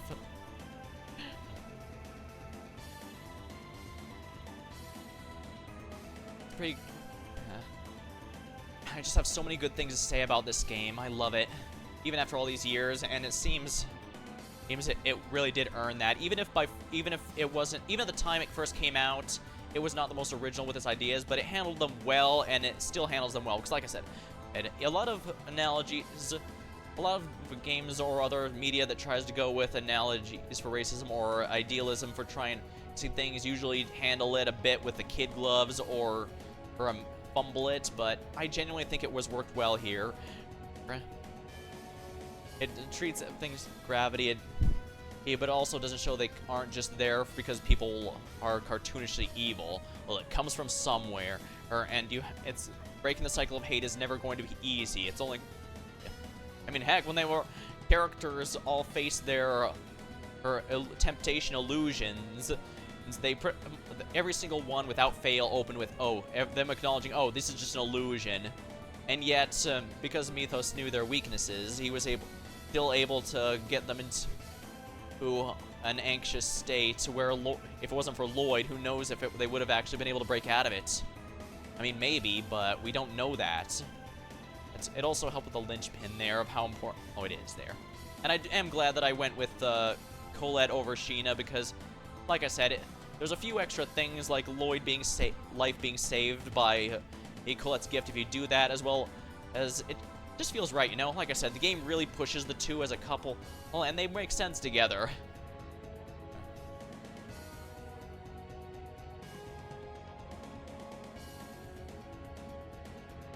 Maybe that's also why I ended up liking Yuna from Final Fantasy X so much. She really is a lot like Colette, just handled a bit differently. Oh wow, yeah, this is a remix. I'm sorry. The uploader of this extended version, it's a bit goofy in its looping, but oh well. We're at the end anyway. Let me grab some of my drink again.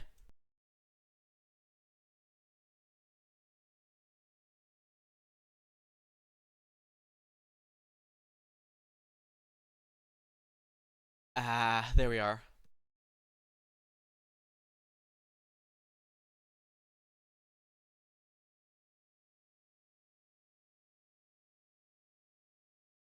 Yeah, I have... And yeah, for the record, I am aware that everything you know is wrong, and the first act being a trick is not, again, it's not original to Symphonia, but because that was the first one, it really did leave a good impression on me, and even now, I do think it was handled rather well. Now, obviously, if I were to play it for the first time now, I'd have never fallen for it, but I'm not even sure if I fell for it at the time, especially because of the goofy UI stuff, like Colette has learned the new an endgame spell this early. And yeah, it was a legitimate...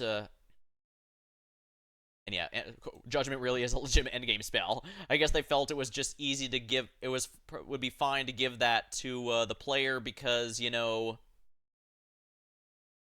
it's random targeting, so it's only really going to get its full potential against a large or numerous.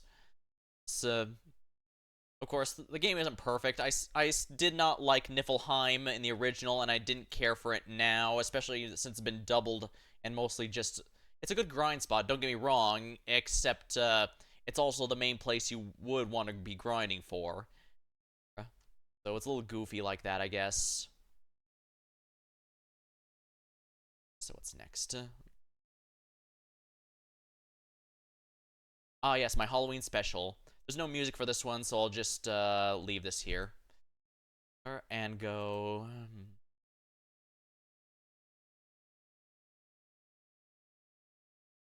Alright, now Fears to Fathom.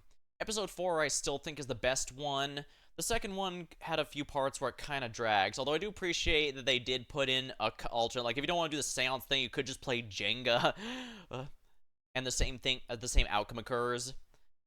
And you could tell the production values were genuinely increasing as the story went on, as the series went on. That said, I'm gonna be honest, I don't think the game is, for me. It's very good at... It's nice for what it's doing, but... Well, I knew going in this was outside my usual comfort zone, especially since I'm not normally a horror guy. But at the same time, I am glad that I did it, if only because it's sometimes nice to go outside my comfort zone. So, it's not gonna go absolute bottom, but...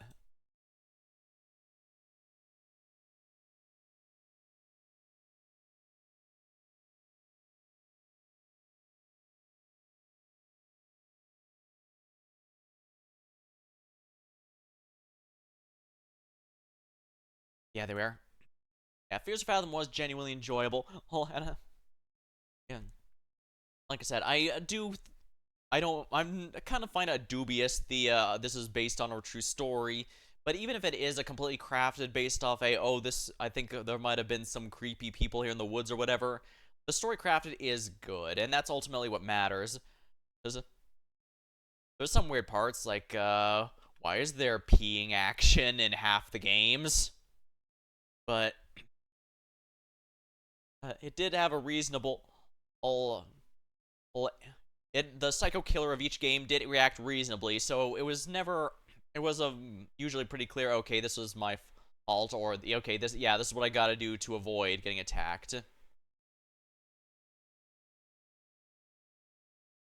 So, It was pretty intuitive. It had some nice atmosphere. I still think episode 4 was the best though, and I think because it was just such an isolated area where you didn't even know who to trust anymore. Like, was the park ranger who led us there in on it? Was our buddy on the end of the radio there? And it did remind me nicely of Firewatch, which was also kind of neat in the intrigue way. Yeah,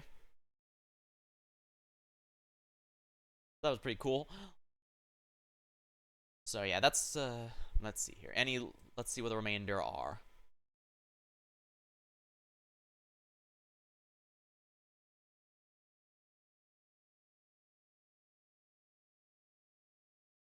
After Fears to Fathom, Abiotic Factor. Ah, here we are. I think this might be the last one, so Abiotic Factor. Not gonna look up anything just because that's gonna spoil the final boss or something. Trust me, I have been this is not my first rodeo. Anytime I put in a blank boss, normal boss theme or normal battle theme or character theme, you're always going to get an enemy that says has Abiotic Factor final boss, Sora from Kingdom Hearts or something like that, usually with a thumbnail of the character's face placed right on there. Big respect to anybody who just uses the logo or something and just uses a generic name like Final Boss theme. But that's the exception, not the rule. So I do make a rule not to look up anything prior to the end there. Likewise, I'm gonna try and avoid looking up any more of the Limbus Kanto ones until I finish Kanto 9 because I know it's gonna be spoiled otherwise. Some stuff I accidentally ended up running into because of thumbnails like that, but hopefully it's gonna be easily controlled. But we'll worry about that later. Abiotic Factor. Unlike 7 Days to Die, Starbound, what got me to realize this one was special was that you don't just directly upgrade everything. You get alternate options and choices rotate around, and basically a lot of different stuff to pick between. So rather than just direct upgrade trees, it actually branches, and you can specialize into whatever you'd pick further on top of. Even if you choose specialize, like I chose specializing guns, and yet I got shotguns, pistols, revolvers, science guns. None of them very few of them direct upgrades of previous ones, and some of them even cap at a certain point. So I'm gonna want to seriously consider other things, or perhaps the older one at the cost of more ammo. So it definitely feels a lot more engaging than most. Not to mention the worlds you travel are also neat in of themselves. I already know the strange G-Man is absolutely going to be the final boss, but I don't think they're meant to be hiding that. It's very much meant to be Half-Life adjacent, and it does do a good job both aesthetically and in the writing, and mixed with SCP stuff, and both in the aesthetics and writing. Plus, you meet the guy in an SCP spar, so of course when you let him out, it's gonna be bad.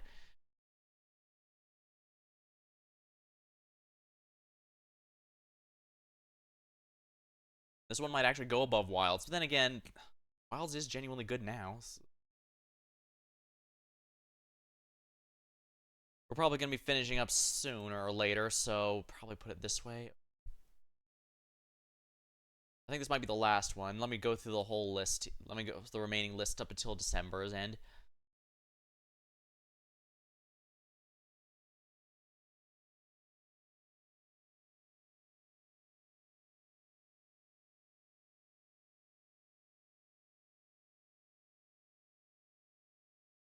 Yeah, looks like that's it. Now, do I want to put Clair Obscur above Deltarune still? Maybe I should, but then again, maybe I should put Kingmaker above Clair Obscur. Maybe I should put Kingmaker above Deltarune? I don't know.